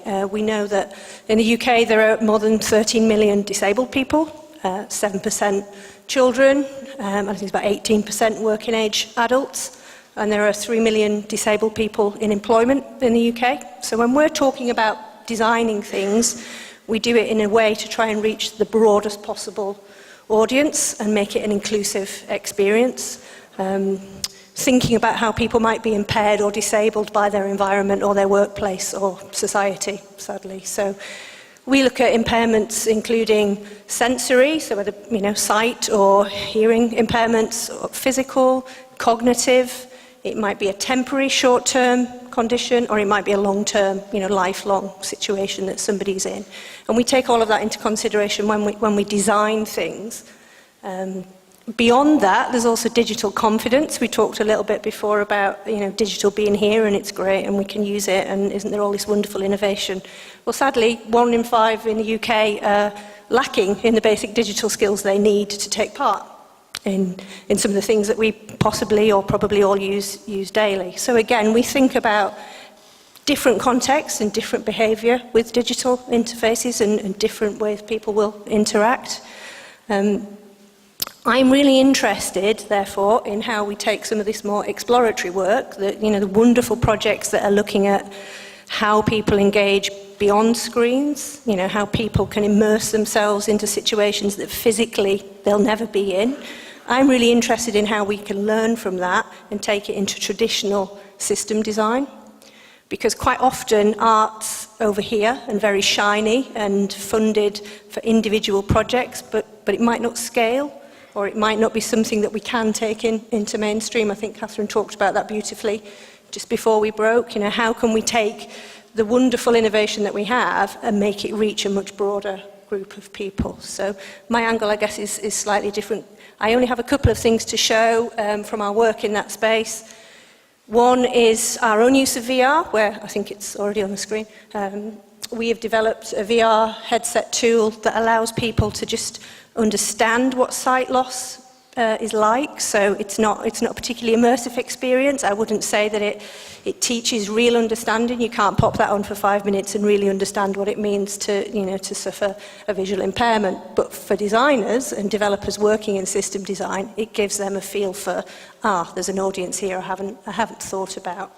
It makes them think beyond screen, how they can, design, being mindful of environment and light and colour and contrast and wayfinding. So that's one piece of VR technology that we're trialling now. And on the right side, a very traditional analogue project. We did some research called Digital Diaries, where we asked local residents in Cheshire East to just track their engagement with the internet. So people who came to us for digital skills training mapped out over 3 months what that experience was like, when they felt that they would use the internet, when they definitely didn't want to use the internet, what they loved, what they hated. So that's a couple of examples for maybe the more traditional world. Okay. Thank you. It's interesting you were talking about making sure that technology to accessible to the widest audience, we've done some work looking at how we can use digital technologies to make sure that our stories and our events are as accessible to the widest audience. We had some funding from the Paul Hamlin Foundation looking at, it was specific to an event called the Lost Carnival, which had a kind of quite complicated backstory about this lost carnival family, and then when people arrived at the event, the more they understood that story, the better engagement they would have, and we looked at lots of different technologies we could use beforehand to make sure that people who did have specific access issues could access the story in different ways. That kind of went from completely non-digital ideas like story boxes that got delivered in a mysterious fashion to people's doorsteps, right through to kind of audio programs and different kind of visual stories that are different ways we could tell things. I think it kind of maybe works both ways. I had one quick question I wanted to ask these guys, and then I'll see if there's any questions on the floor, which was just where you thought the sweet spot lay between, for an audience, between the real and the digital world. That's quite a tough one. But I think for us, and there's like different scales of experience of that sweet spot. So there's large scale events that we do that enable lots of people to come together and experience something and see that site in a different way. And then there's the smaller events like the VR experiences, or, you know, where you have limited audience numbers where people, you know, get a more intense, sort of intimate experience with that technology. I think for us is helping that sweet spot happen is thinking a lot about the audience access, you know, and not just sort of physical access, but also how they come to that piece of work or that story, and spending quite a bit of time thinking about that so we can get them to a place where, you know, they connect with what we're trying to do, whether that's the site or the artwork on a deeper level. For example, with the Eyes of the Animal, when it was in the forest, we spent a lot of time with the Forestry Commission thinking about how the audience came upon that work and connecting to what the work they were doing on the site. So it wasn't just a 5-minute VR piece, it was like an hour-long experience too. Thank you. I don't know if you had anything, Hilary. A little bit. Yeah, I think based on what I've just said, it has to be the ability for people to explore things that they're restricted from doing for whatever reason. So I think what we did, just touching on the question before about digital skills training, we did quite a lot of skills training with local housing residents, and we parked the materials because there was no value in sitting somebody down and showing them that here's a mouse, here's a keyboard, here's a screen, this is how you do email. That, you know, the beauty was in watching them engage with a Deep Purple video that they might have danced to in the 70s, I'm showing my age now, or somebody looking at holiday photos from a North Wales caravan park that they'd seen. You know, real simple engagement with digital that we often think, you know, everybody does that, but really that can be the way in for some people who've never used the internet before. They might want to look at pictures of Nick Berry when he was in Heartbeat. You know, we found that, and I think that's really quite wonderful to be working in that space. I'm Claire Timon. I'm here today with 2 hats on, really shiny lights. I am Senior Creative Producer at Future Everything, fairly new in post. And I'm also Director of a social enterprise called Play Shakers, which set up about 4 years ago. And I set it up as part of my exit strategy from working at Blackburn Council on a long-term project that I initiated called Blackburn is Open. Some of you may have heard of this project because I believe Wayne Hemingway was one of the speakers at a previous town talk, but I don't think he will have gone into it in the detail. But I'm just going to check this.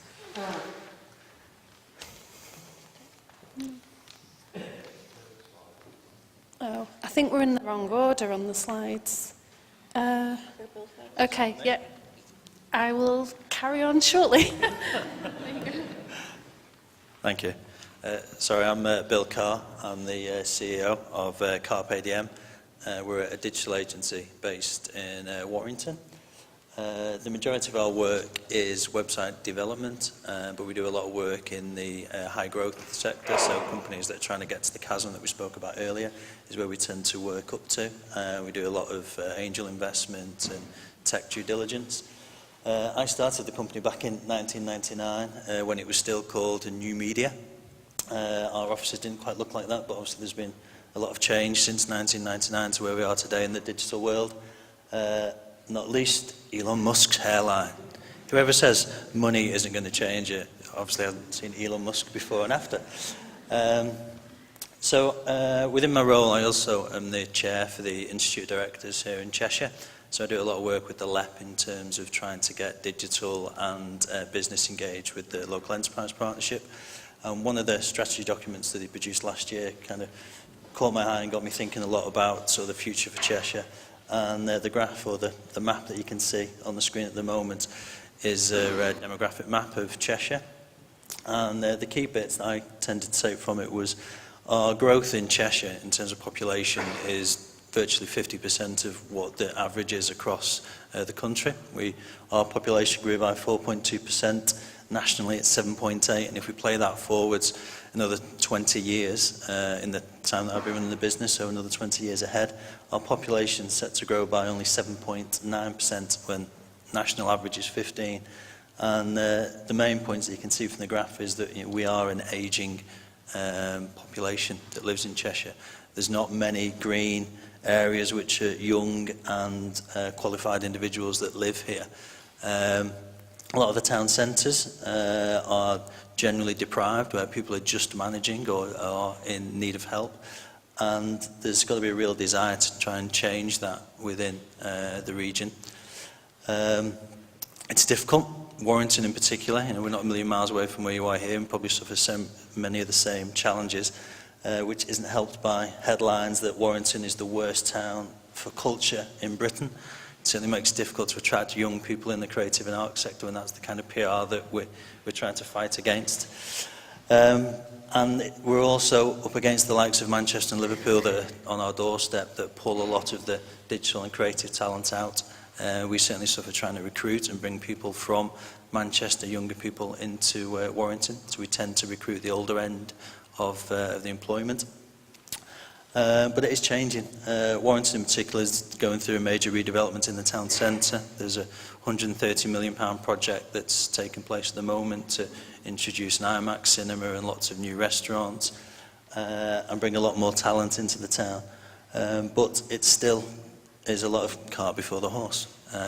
It's okay building it, but Field of Dreams, if we build it, people won't come. And what we're trying to do is work out ways of attracting talent into the town and trying to keep them there. And it's not just about money.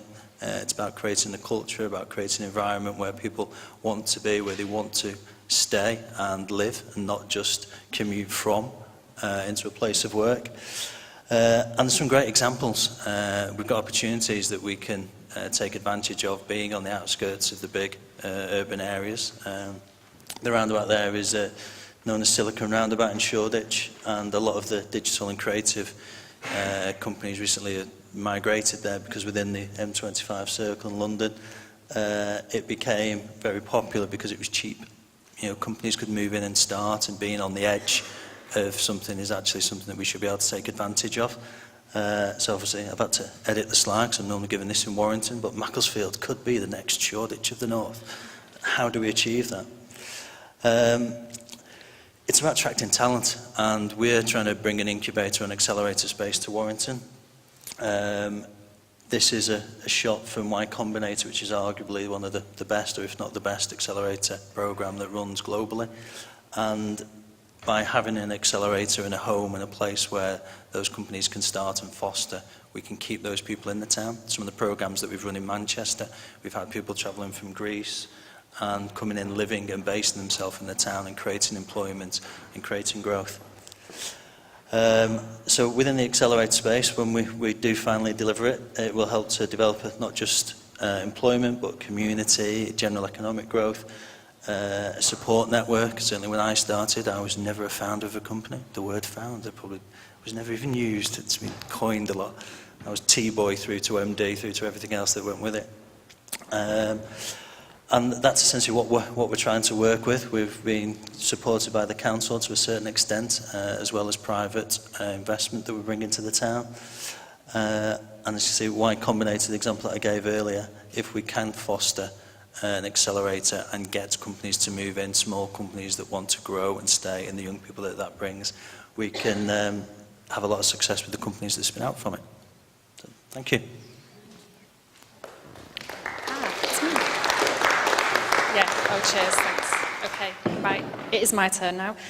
Okay, so yeah, we're talking about placemaking and different types of maker spaces and spaces for people to create. So in 2013, I started a project called Blackburn is Open in Blackburn. At the time, the council wanted me to take over a church to develop it into an arts centre. At that time, there wasn't really much going on in Blackburn Town Centre. We didn't know who the artists were. There was a museum that was, badly attended. And so rather than kind of set off to open up a new arts centre, the town was suffering a lot from a large number of empty shops. So the council gave me 2 empty shops that were next door to each other to work in and to start testing some ideas, working with artists. So I worked closely with a designer called Wayne Hemingway, who's from Blackburn, and we created the Blackburn is Open manifesto. So Blackburn is open to ideas, to creativity, to business and to you. And it was incredibly successful. We received funding, some seed funding from Arts Council over the 3 years. And we used that funding to facilitate ideas from the local creative community. And we used lots of different spaces across the town centre, from empty shops to redundant churches, to quite big buildings that were laid derelict, and came up with ideas on the future uses of these spaces, constantly promoting the role of making within the vision. And this vision then spread through a lot of the council's plans and strategies for the town. We set up an urban room. Don't know if many of you have heard. There's a national network called Urban Room that came out of the Farrell Review. And there's a definition, so it's a space where people can come together and talk about the local built environment. The building that you can see on the slide was an empty bank that turned into a nightclub that was closed. The council bought it. It's directly next to the museums and across the road from the town hall. It's a really, really lovely building. And because of the nature of the shop work and the fact that we grew this kind of maker community really quickly, there was a community there. They just didn't have the space to work and operate. And by giving them the empty shops, this happened. So over about 2 years, we gathered a huge amount of evidence and secured funding from Arts Council and the LEP to open the making rooms, which again was part of the Blackburn is Open initiative. And that opened about 18 months ago, and it's doing really, really well. This is a project that I led on through my social enterprise called Place Shakers. It's called Maker Shed. It was a national student competition to design a pop-up temporary space for makers, for emerging makers. So it was about having emerging designers design the space for the future generation of makers. And we created 2 of these. The idea behind them is, well, they're kind of based on the Wiki House model, that they're made completely from digital fabrication. And these were realised and presented at the National Festival of Making, which was started in May last year in Blackburn. So it's kind of part of the bigger, wider placemaking strategy for Blackburn. We've got making rooms, there's a National Festival of Making, and the whole maker community are completely leading the way there. So, and that's, yep, okay. Yes. Cheers, Claire. That's I've got all the pictures. Hi everyone, my name's Ben McManus from Wavemaker. We're based in Stoke, so don't hold that against us. We are, oh, the volume's going down now. We are a community makerspace at its heart. We were very fortunate in that everyone's favourite Stokey, Robbie Williams, had a charity called Give It Some, which over 10 years had given 12 million quid to the people of North Staff. So that might change your opinion on the man. I still prefer Slash, but And that was managed by Comic Relief. It was getting to the end of the funding, and there was 150 grand left over. Nominate Trust then chipped in and said, here you go, we'll match fund it. So we had a situation where there was £300,000 and no one knew what to do with it, which is a very exciting place to be. So they asked people who either did innovative stuff with tech or worked with kids, how would you spend this money? We threw out a load of ideas around digital bursaries, like Dragon's Den for kids, digital festivals, and then we came upon the idea of why don't we take the best bits of a Fab Lab and the best bits of a maker space and put it into Stoke and have an accessible space for what Comic Relief say, hard to reach young kids. But I personally hate the term hard to reach because I think it's is this live? It's bollocks, isn't it, really, hard to reach?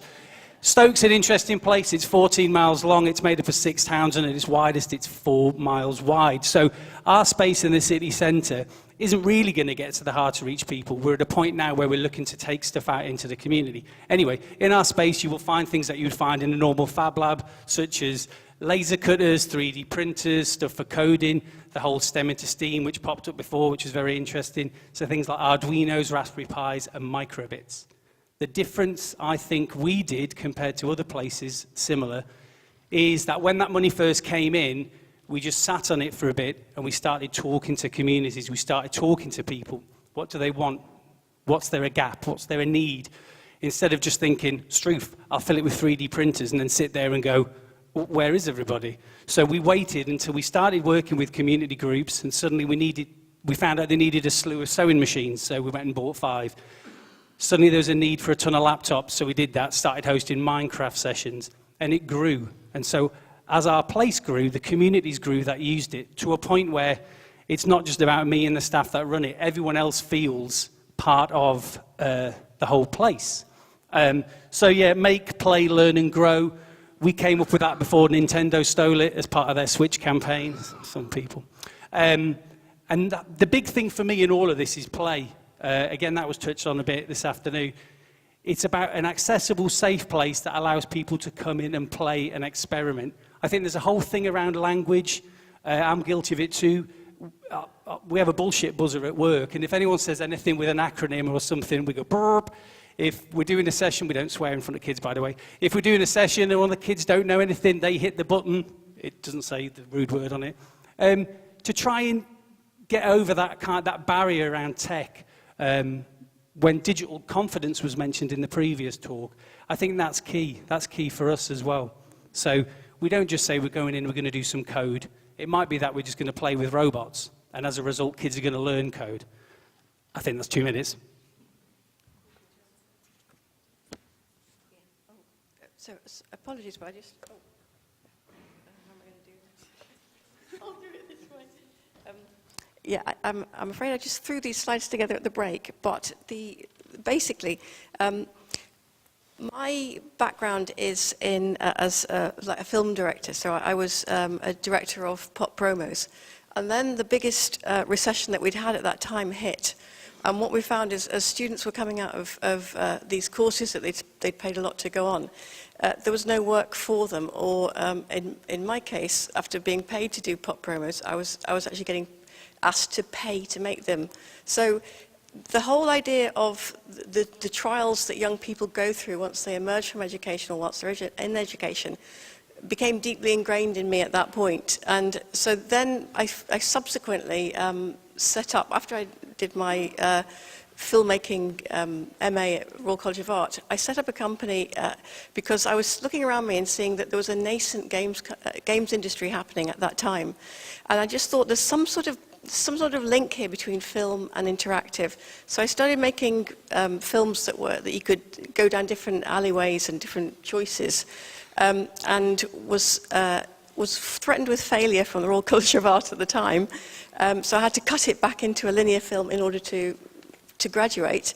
But it was the interactive world that impressed me, and so we set up an agency very early on, and with that I was doing, again, music industry and Paul Smith and stuff like that, but always using students and always going back to students who hadn't actually been in education that long and getting them to work with Paul Smith and work with Sun Microsystems and stuff like that. Just giving them the chance, giving them an opportunity.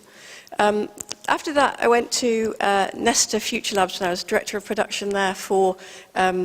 we had money from David Putnam, that David Putnam secured from Nesta, to bring...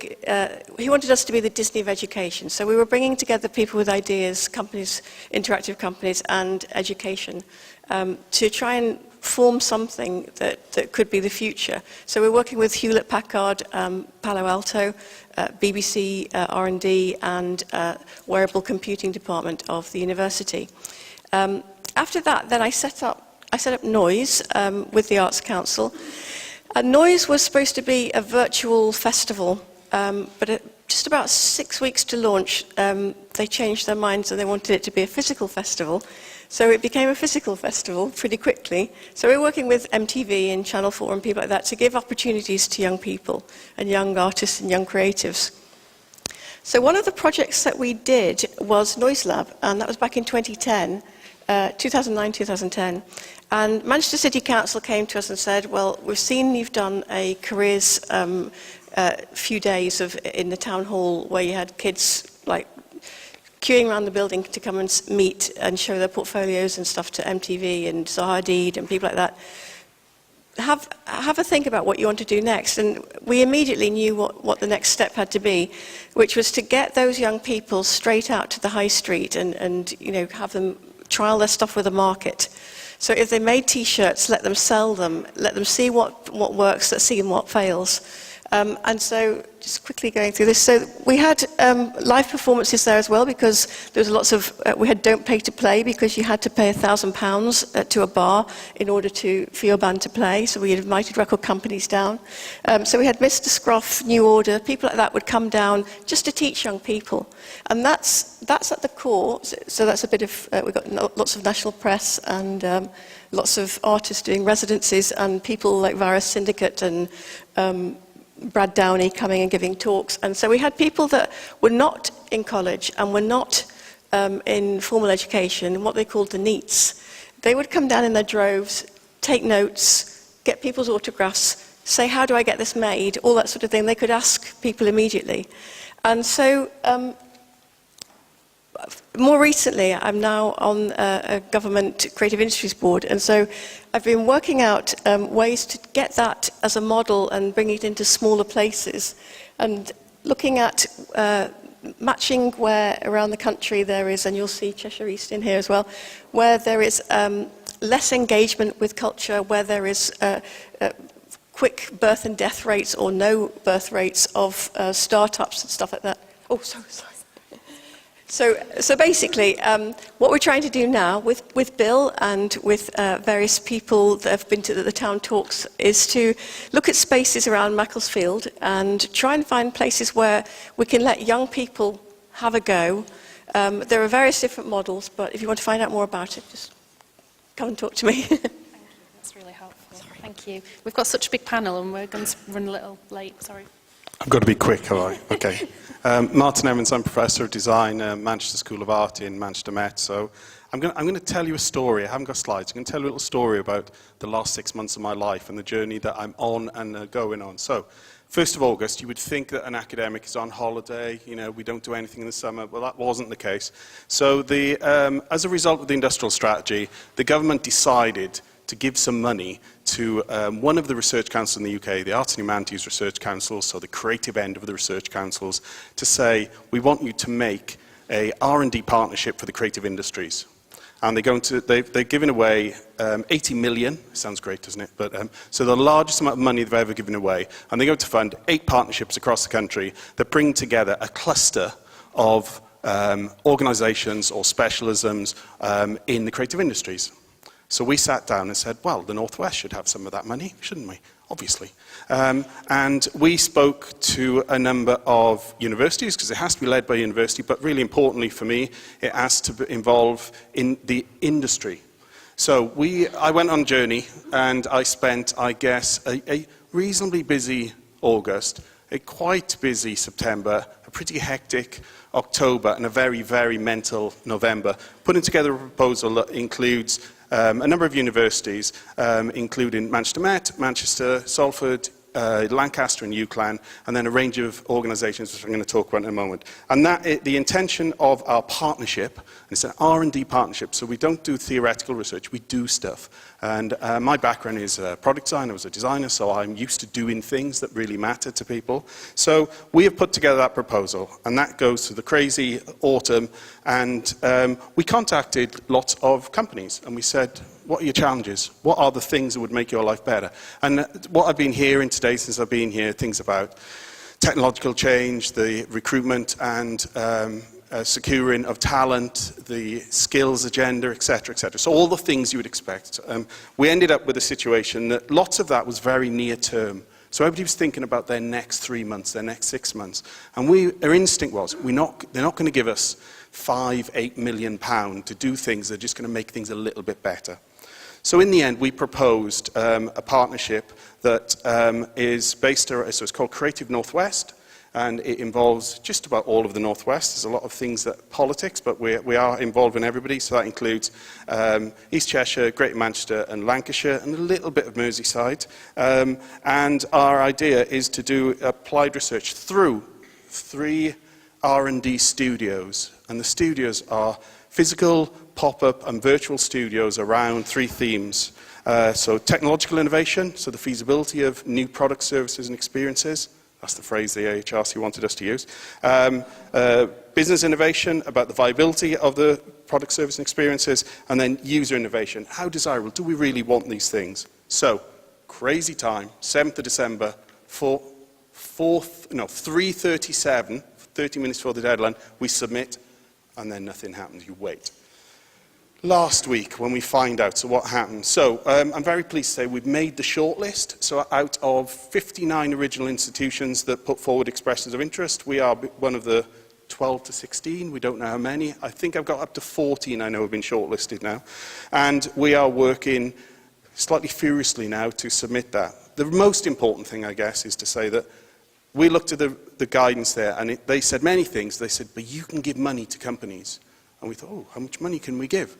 So we worked out we could put together a proposal with a partnership that includes Weave and includes many other partners that could give £2 million away if we're successful, directly to the companies that are working in the digital and creative sector. So I want you all to have a wish for me, because I've now got 7 weeks to work with the partners to refine this proposal, resubmit it, then we find out if we make the final shortlist. And on the 5th or 6th of June, I hope to be sitting in front of a panel presenting Creative Northwest. And then I hope on the first week of July to be celebrating, saying, yes, we've got the money, and Creative Northwest is going to be the best R&D partnership in the country. So thanks to Denise and all the members of the Weave network to help, who have helped, along with many other organisations. So I'm around. Please come and talk to me. I will have a cup of tea, and I'll be happy to tell you a little bit more about it. Thank you. Thank you. Already arrayed behind me here, and the topic of this will be creative and digital crossover. So got a couple of speakers here that you've already heard from already, and a couple of new people who will hopefully introduce themselves, but we're hoping to have a lot more time for audience questions in this session. So if you have got any questions for anyone on this panel, we can get our roving mic to you and hopefully answer those questions. Are we ready with the roving mic as well for this session? Brilliant. Okay, so in this session we have 4 speakers. Should I just go? I'm going to kind of go left to right, but then finish with the person who's going to be leading the session. So we have Andrew Robinson from the Foundation for Digital Creativity. We have Dave Thomas, who you've already met, from Siemens. We have Maker and Technical Coordinator at The Landing, James Med. And our leader for this panel will be, again, digital artist Gemma May Latham.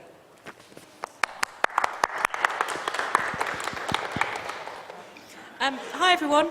This is on, isn't it?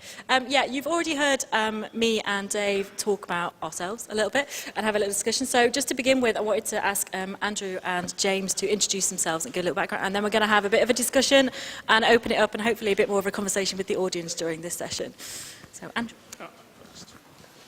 Hi, I'm Andrew Robinson, and I'm not used to doing Westlife tributes acts on these stools, which anything could happen. So I've worked at the University of Manchester and then got into public engagement, trying to get youngsters interested in technology and creative things. I've also worked as a lighting designer. I think that was my first interest in pretty things which flash and flashing lights. I've also got the artistic connection as well. So that led on to, I created a code bug, which became the prototype for the BBC Microbit, which they went off and designed. So I've done sort of some digital things. And now I co-founded the Foundation for Digital Creativity, which is trying to run various events and various opportunities to get more people just engaged in stuff, really. So it doesn't have to be anything particular thing, but it's just generally more engaged. So I'll pass back. Hi, my name is James Med. I manage it's an Eagle Lab over at the Landing in Media City, UK in Salford. So we're a space equipped for rapid prototyping and product prototyping for small businesses across the Northwest, as well as a space for young people and older people to come and learn new skills. As we're talking about skills and stuff today, I'll just point out that everything I know about making and coding and the rest of it is completely self-taught. So my career started out in music technology and recording studios and gradually meandered into art and design. And both of those things, I never set out to learn Python. I never set out to learn how to 3D print things. I set out how to make the stuff I wanted to make and happened to find tools that let me do those things. Until a couple of years, until the year before last, I was running something called the Awkward Arcade, which was an experimental video game arcade, on the back of which I was running workshops teaching kids how to make their own games. And right now I'm doing a similar thing where I'm getting a lot of young people and adults making computer games and making modular games devices and things like that. Where the process isn't the most important thing, it's the creativity and the context which is most important. So I will talk more about that, I'm sure, as we go along. I think there's a lot to dig into there. And I think this kind of whole arts, technology, digital skills, creative skills is a really interesting space in terms of crossovers. And I think, Dave, I was interested in throwing that back to you, sort of in response to your talk earlier, which was really interesting in terms of using digital technology and a kind of a creative approach to automation. How vital do you feel creative skills are in your actual workforce themselves? Yeah, it's interesting with creative skills because one of our values at Siemens is innovation, and we recognise that innovation is going to be key in terms of keeping a manufacturing plant open in the UK, let alone in Congleton.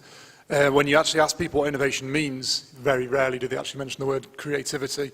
Creativity or creative people are the ones that, like we might send posters to and, can you do a bit of corporate comms for us? But they're not, they're not typically the engineers.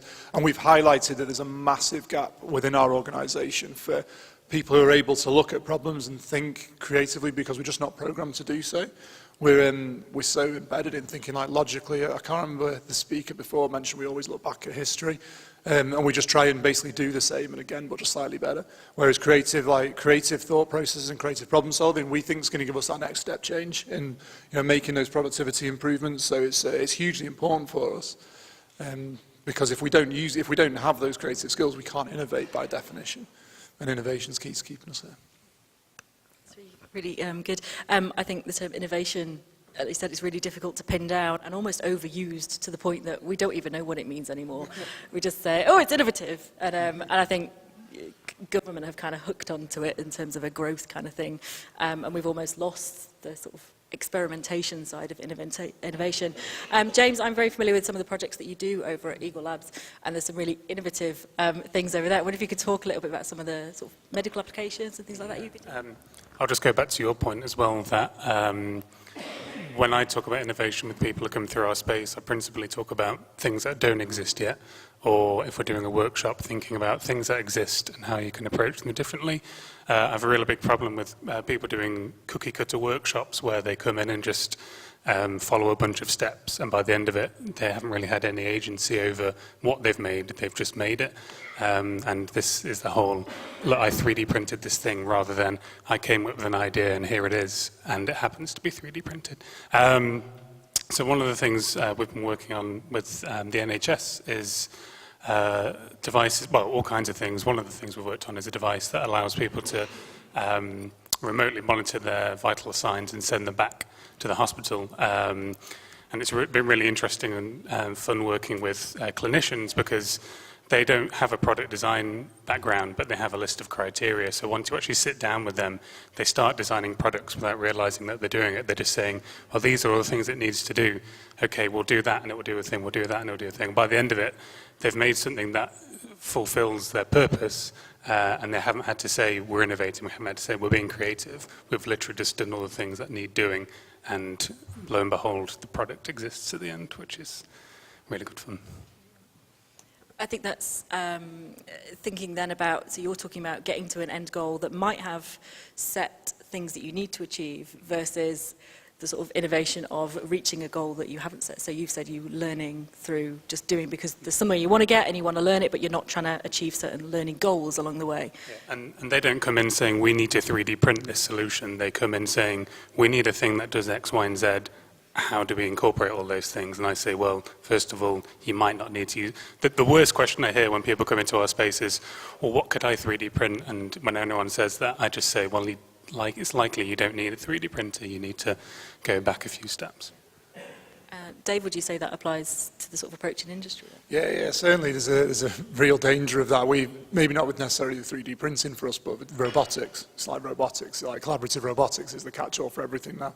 You know, if we want to automate, so we've got to use a robot, and that's not necessarily, you know, the right key. But I think you're completely right, because it's more around a learning experience. It's not like going out and like learn robotics or learn 3D printing. These things are just tools that help you get to that end goal. So it is important that we actually encourage that learning, and what I love about creativity is that and why I think we're not so fluent in it, I suppose, is that it requires you to be quite vulnerable, I guess, and put yourself out there and admit you don't know, and put like what you're thinking on paper or ideas for criticism, and people don't like that. It's not easy to do. So yeah, I definitely agree that we're in danger of that if we don't take a sensible approach. Andrew, do you have any thoughts on that? Possibly. Me and Gemma have chatted about things before, and I've talked about the chasm that exists in art and engineering. So quick question here. Who would identify maybe as an artist with this predominantly here? So that's that. Who would predominantly identify as a sort of engineering side of things? Or right. So that's interesting. Probably more people identifying on the art. So I talked about the chasm with the art and engineering, and some people immediately jumped to the decision that, well, it's a binary thing. It must be either art, engineering, big chasm in the middle. My argument, it's not. The chasm is the chasm of can'ts. That engineering and art is both on the same side. They're more or less the same thing. Where the chasm is the people which say, I can't. And that, I'd say, engineering and art encompass music, they encompass dancing, they can encompass programming, all sorts of things, and you find lots of people go, I can't sing, I can't dance, oh no, I'm not going to do that.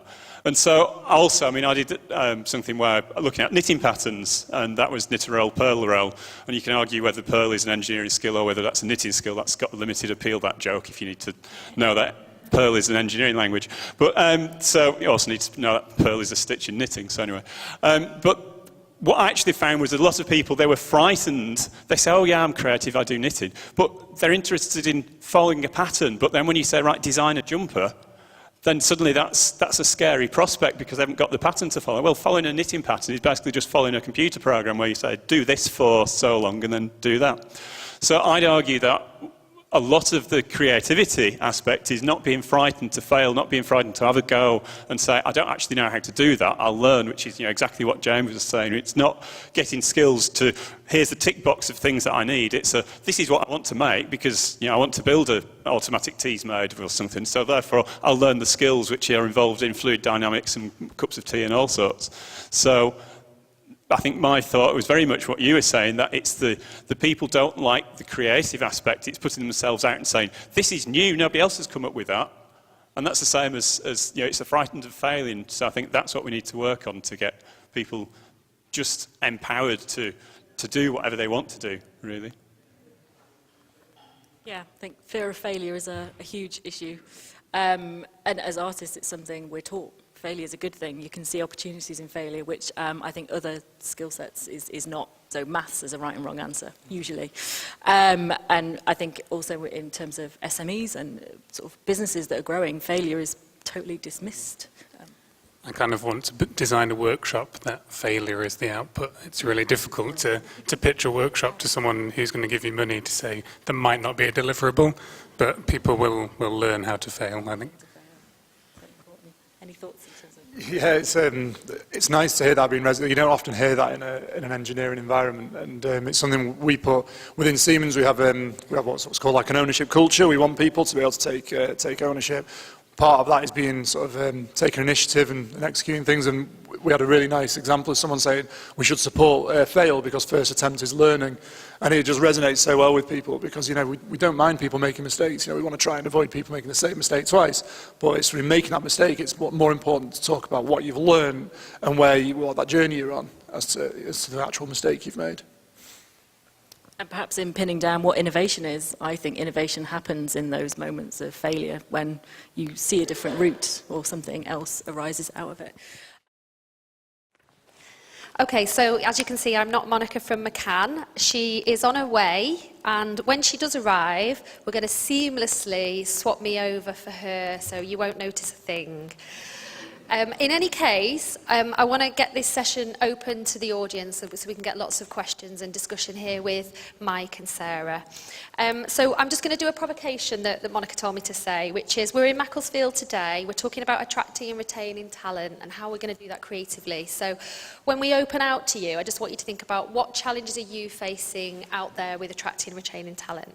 However, I do have Sarah and Mike here to give a brief overview on their take, and then we'll open it out to you. Who wants to go first? I'll go first. Hello, I'll go first because I've got the PowerPoint. And I believe that you haven't, Mike.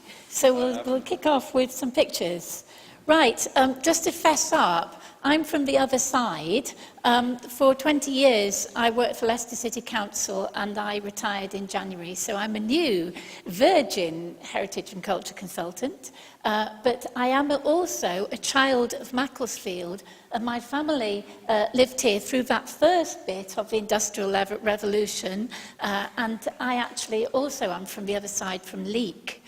Which is, for those of you who know, it's about 12 miles away, and it's seriously cool these days. So this is really just to say a little bit, to fess up beforehand, about the perspective that I've got on Macclesfield. So our subject, but we're looking at in the next half hour, is how do we attract and retain talent among digital creatives? And we've established that they are a crossover, and that creatives are creatives, and people are innovative, and people are people. And it's just fantastic. So look, this is these seriously cool things that we've been doing in Leicester. So these are some pictures. This is our wonderful High Cross shopping development. So what are the things that are going to attract you to come and live and work in Macclesfield? Right, first of all, you need seriously good shopping.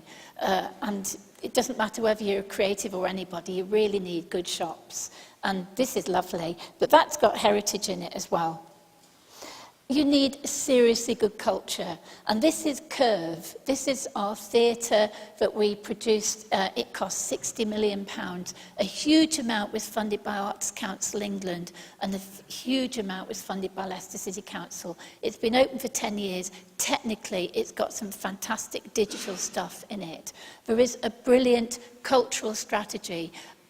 Well, what is 25% of a cultural strategy? Answer, a cultural quarter.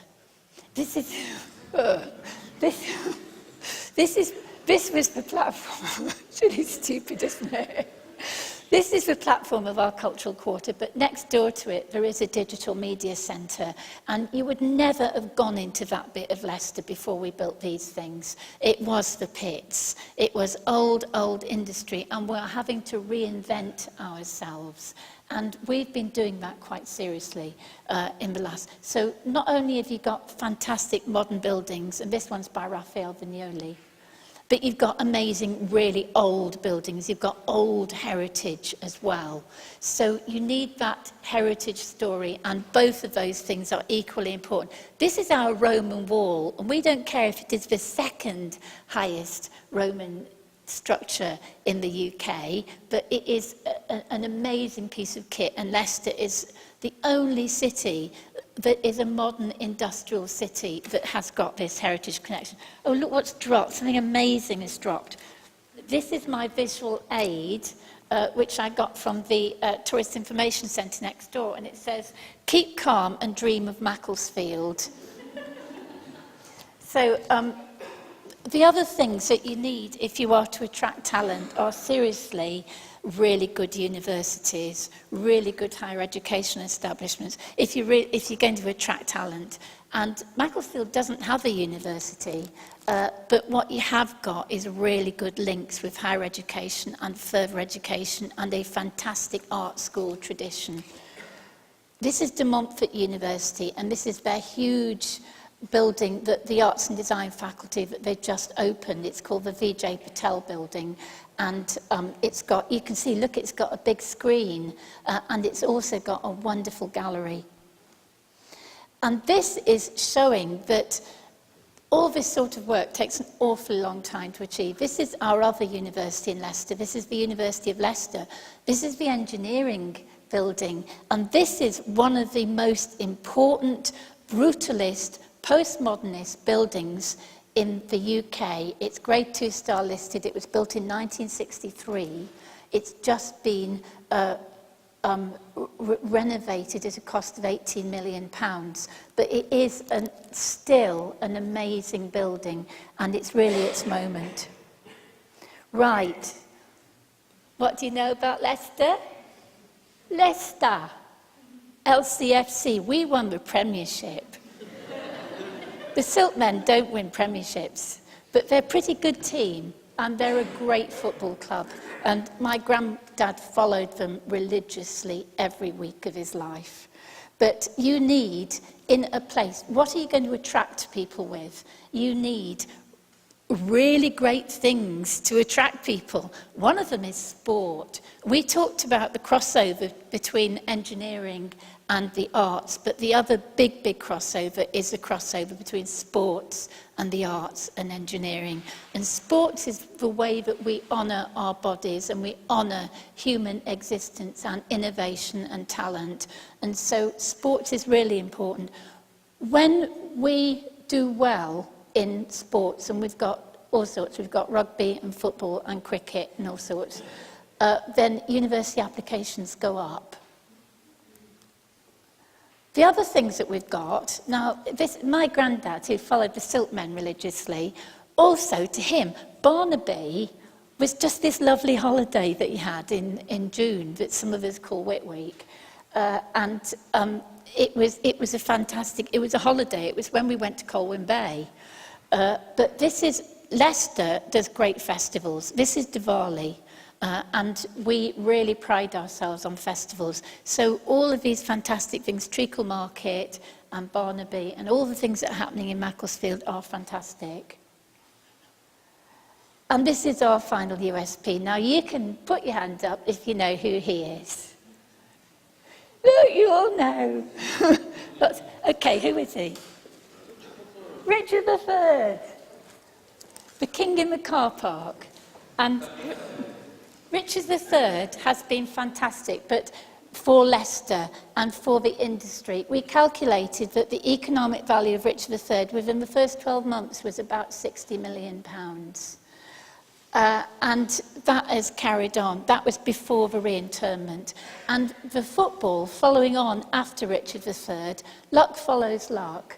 And it was really good. So even The Guardian could get a handle on the front page of saying, the town that brought you Richard III has now delivered on the football. So, you know, the whole thing comes together. It's an amazing story. But finding Richard III was about, I reckon it was about 1,000 to 1.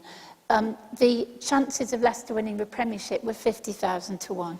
But you've got to make luck happen. You've got to have this amazing USP. Macclesfield has got USPs, and again, if you go to the Tourist Information Centre, you can see, here's the Wizard of Alderley Edge, and you've got the Alan Garner stories, and so that's fantastic. Oh, that's all the pictures I've got for you. But really, the other things that I wanted to say, what are you going to attract talent to Macclesfield? What needs to happen? One of the things you need is people have got to feel that they really belong here. They feel proud of it. It's got to be a really great place for them. It's got to be the sort of place where they feel that they are valued and that people like them live there. If you're going to attract digital creators, it's pretty obvious you've got to have really good connectivity. You've got to have great broadband. I don't know what Macclesfield is like, but Derby and Leicester are okay. But you've got to have great broadband. Your mobile phones have not got to go down. You've got to be able to do all these amazing things, all this deep learning on your PCs. But you've also got to have a really great housing stock, and the houses in Macclesfield are lovely. And you've got to be somewhere where people want to be and look at those views. Macclesfield could be, it's got the potential to be absolutely fantastic as a place to live. Now I'm handing over to you. I don't need that, he doesn't need it. There you go. Keep calm and dream of Macclesfield. Thank you. Thank you. Okay. You heard my piece earlier, really. So yeah, having a European capital of culture, that helps. Having a UK city of culture, that helps. Obviously, Hull did tremendously well last year, and it really needed it. Maybe Stoke is going to go back in the ring again. Maybe Leicester will, who knows. Leicester came second. Having 2 football clubs, of course, is better than having 1. Everton and Liverpool, yeah. But really what I was going to say was something about the notion of host. So I'd like to use this opportunity to thank our hosts. It's been a great day and I've met some brilliant people. And what does it mean to be a host? It's an expression of power. You know, it's great. I'm going to have a party in about 2 weeks. And if you come to my house, you get some free booze, some food, I have some music, yeah, and no, yeah. I can't afford to invite all of you, yeah. Now, if I was in Ghana and this was my funeral, I would probably have to pay you to come to my funeral because time is money. So I'm going back to this idea about time and labour. And the relationship between a host expressing power and being a guest. So today I'm a guest in this town. It's fantastic. And I hope that I'm a guest again in the future. But if we extend that, and I want to turn this into a question which all of you I hope will engage with, as to what makes you want to come. So I've lived in some rough and dirty places. I spent 12 years in Hull. I spent 10 years in Melbourne, Dundee and Cardiff and God knows what, but I've always had a great time. And I've had a great time because people have made me welcome. They've had great parties. Yeah, there's been good food and good booze. And obviously, a part of the Blue Dot Festival, you know, was very much involved in setting up the Ann Festival, and we heard from Ruth earlier. Going to Blue Dot, that has obviously got some real traction as being a major attractor in this region. And that's not a bad kind of sign of having a party. Now, cheap housing would be very attractive if you're an artist. So if you can keep your business rates down, and you've got either cheap rent or cheap property, and maybe giving people a lot of license to do what they want, could also work too, couldn't it? You know, I was in Kreuzberg in Berlin over the weekend, and a number of my friends and colleagues who've moved there and are now moving out of there because they can no longer afford to live there. This is the Soho story of New York, and similarly of East London. So maybe the moment is where you can become an attractor as a suburb to Manchester and a suburb to Liverpool as the rents and property prices and business rates go up, that you've got something distinctive, that you are a free and easy place where you can do what you want. You've clearly got very beautiful environs and a gorgeous kind of pastoral natural landscape. And so you just have to sell that a bit. And then also, of course, the young people. Like we actually also, you know, we could potentially have a childbirth issue. in terms of dwindling populations, and going back to one of the other points about the greying society. So intergenerational learning, how can we exploit that better? That's got to be part of the package. Now, hi, I'm Lucy Finn from the Audience Agency, and this is my colleague Maya Sharma. And we're just going to be very short and sweet, you'll be pleased to hear. And we were commissioned by the Cheshire East team to really understand the story of Shift and what's happening and evaluate the programme. So we've been working with the team for a year now, and I think any of you who are aware of the Shift programme know that it's incredibly, quite rightly, ambitious, and there are a huge, wide range of exciting activities that have been happening as part of the programme. So one of the key challenges for us was to really try and understand all the different kinds of people involved in Shift programming, all the different activities, and to really understand what that might look like if all of the kind of ambitions for the project were being achieved. So we invested quite a lot of time early on in the project, getting together with the Cheshire East team, skills and growth, marketing, the creative director, so getting all those different kind of views and perspectives together in one room, and looking at the aims for the programme and thinking, well, if these things are happening, what does that look like? What kinds of things might be happening in the future if Shift is really working well?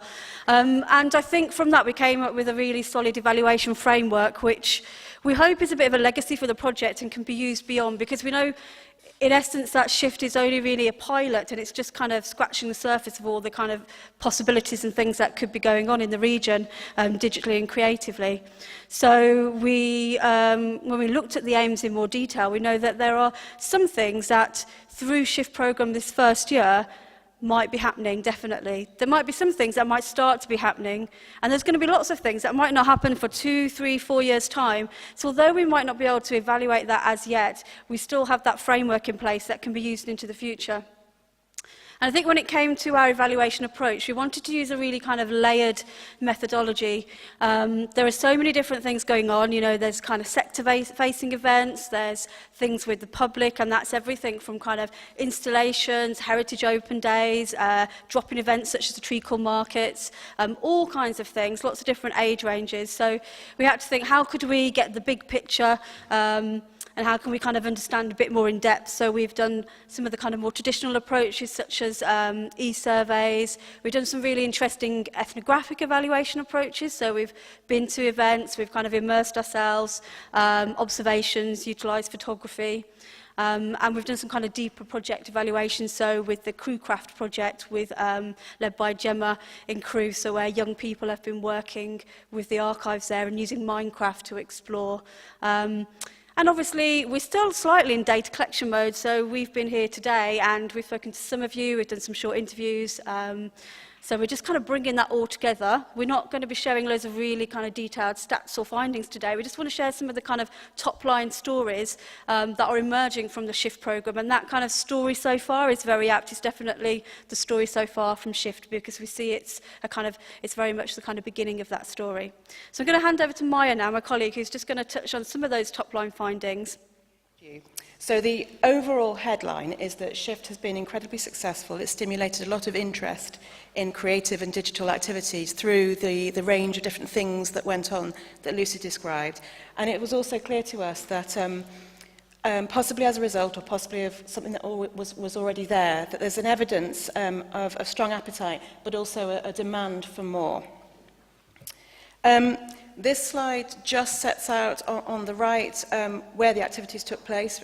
So naturally, they were clustered around Crewe and Macclesfield, some in Congleton and Sandbach, but there were also other events and activities that took place in more rural parts of the area, and there was a real strong attempt to take stuff to people.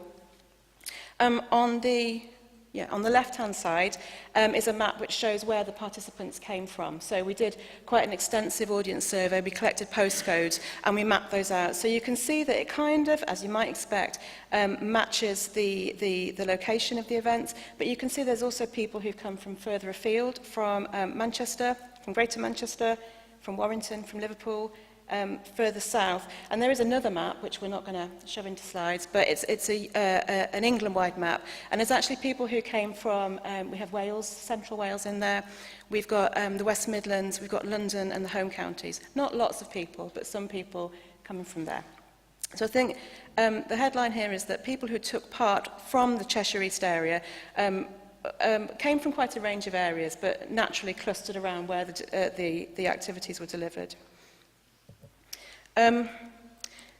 What was overwhelmingly evident from our evaluation was there was a really good quality and high level of engagement, which brought about really strong learning and fun, enjoyment. We got some amazing quotes, which we've tried to kind of dot in through our rather text-heavy slides, just to give you a kind of flavour of what people were telling us through the surveys, through the interviews we did, and so on. Fun, learning and enjoyment came out time and time again, and the fact that it really whet people's appetite. 94% of people found the activities fun and enjoyable. And one thing that was really interesting to us was a lot of people used the feedback process to register their interest and, in fact, their demand for more. So people were anxious that they might miss out on more activities like this, and they were using feedback forms and they were using the interviews to say to us or to Cheshire's, please give us more, please make sure you keep this up, we want more of this. Place and space has been talked about quite a lot today. We found that the locations where the activities took place, where the installations were, where the workshops and so on, really, really worked and really supported that very broad engagement that I've just talked about. Libraries came up as very popular spaces, which is not really surprising. We know that of all kind of cultural venues, library users most closely match the local demographics. So libraries were a really, really good place to have activities. And people talked about how going back to the library reminded them of what they'd done and the fun they'd had and also the learning. Some of the unexpected locations, so Crewe Station for the installation that you can experience over in that room, was mentioned a number of times as a surprising but really good place to locate the activities, that particular installation. And I think it just kind of reinforces what we kind of know, that you take stuff to people, you don't necessarily expect them to come to you. One thing that really interested me in an interview I did with one of the parents was her talking about the activities that her child had taken part in Crewe. And she said she kept coming back to the fact that it was in Crewe, and she said people don't come to Crewe for cultural stuff. People go out of Crewe for that. I'm going to touch on that in a minute. But again, that location, the fact that it was in Crewe and it was in Crewe Library, was very, very important to her, and it made it really work well. One thing that I don't think was explicitly planned when Cheshire East set out to deliver this ambitious range of activities was about intergenerational interaction and engagement. And it's something that we heard quite a bit in the interviews we did and through the forms. There's a really lovely quote there, someone who talked about doing an activity with the granddaughter. And what we saw through our observations and what we heard about repeatedly was parents, grandparents, carers, older people, bringing young people to engage in activities or to experience some culture, and then getting drawn in themselves. Sometimes it was the young people who were kind of showing them things and explaining things and sharing their learning and their digital skills. Other times it was the older people who were with them who were contributing and facilitating that. So it was really lovely to see, first of all, that interaction, and there's often a kind of perception that particularly digital stuff is isolating and it separates the generation, and we saw some really lovely opportunities of it bringing intergenerational engagement about. And it also meant that the learning from workshops that were perhaps aimed at younger people, actually that learning was spread out, and it was the people who brought them and who first of all literally stood back, were kind of moved in and took part and learned themselves. So I touched on space earlier, place, and we've just talked about that in a little detail. There was a very strong perception that this kind of stuff didn't normally happen in Cheshire East. So there's a good quote there. Stuff like this usually happens in Manchester. People talked about, oh, this happens in Shoreditch, in the Northern Quarter over in Liverpool. It doesn't happen in Cheshire East. So the programme help shift that, no pun intended, help change that perception. First of all, by getting people to see actually what's already just happening here, the creative and digital industries that are already here, working, delivering stuff, creating stuff. But then that additional kind of flurry of creative digital activities that were delivered through Shift, kind of layered on top of that to get people to see the area as a really creative digital place to live. So you can see a few statistics there. So 81% of people, as a result of seeing or engaging in the Shift arts activities, thought the place was a better place to live, study and or work. And 66% of people who responded saw the area as a more culturally rich place. So that was partly about just showing them what is here already and just kind of shining a spotlight. And it was about layering that with additional activities that really capitalised on what is already going on. Another outcome that the Shift programme set out to bring about was about connecting people and businesses across the creative and digital sector. So we know that just because businesses and people live in relatively small geographical areas doesn't mean they always have the space and the time to talk and interact. So Shift set out to explore how that might be supported, and that was through the Weave network and the town talks that we've heard a little bit about. And I think Helen from the Skills and Growth Agency talked about some of the connections that were made there. One thing that came up a few times in our interviews was the potential for more conversation between creative and digital businesses and people and education providers, to those people offering training and qualifications.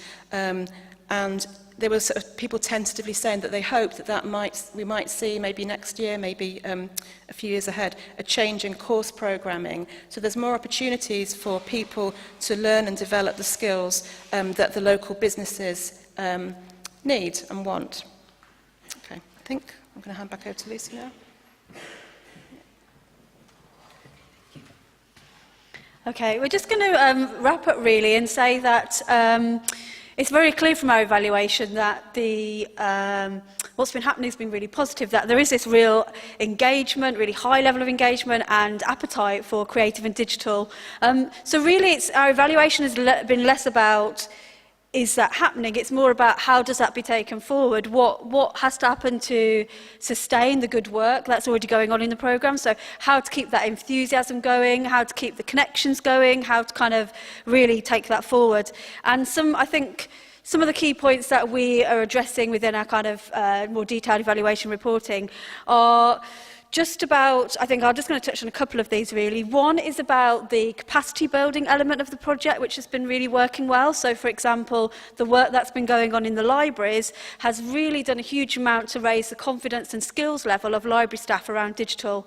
So how can that be upscaled or expanded to other kinds of professionals, and how can Shift maybe going forward upskill people and provide that confidence for other people that work with other audiences or other communities or other kind of networks, and really embed that infrastructure in a more sustainable way. And I think in terms of Weave, so there's been lots of really exciting work happening. A lot of it's been going on in Macclesfield. How could that maybe be taken forward across the region more effectively? How can there be other forms of funding that might come into that in the future, and how that can be more sustainable financially? And I think it's just about taking this enthusiasm that's really coming through positively from the project and supporting everybody that's involved to take that and to embed it in their own work within their own networks and really advocate for the good work that's happening so far. So that's what we wanted to just finish on. Hopefully the evaluation report is something that you'll be able to access all part of the findings and look at those in a little bit more depth, and that's going to be coming in around about a month or so, a couple of weeks' time. So thank you very much.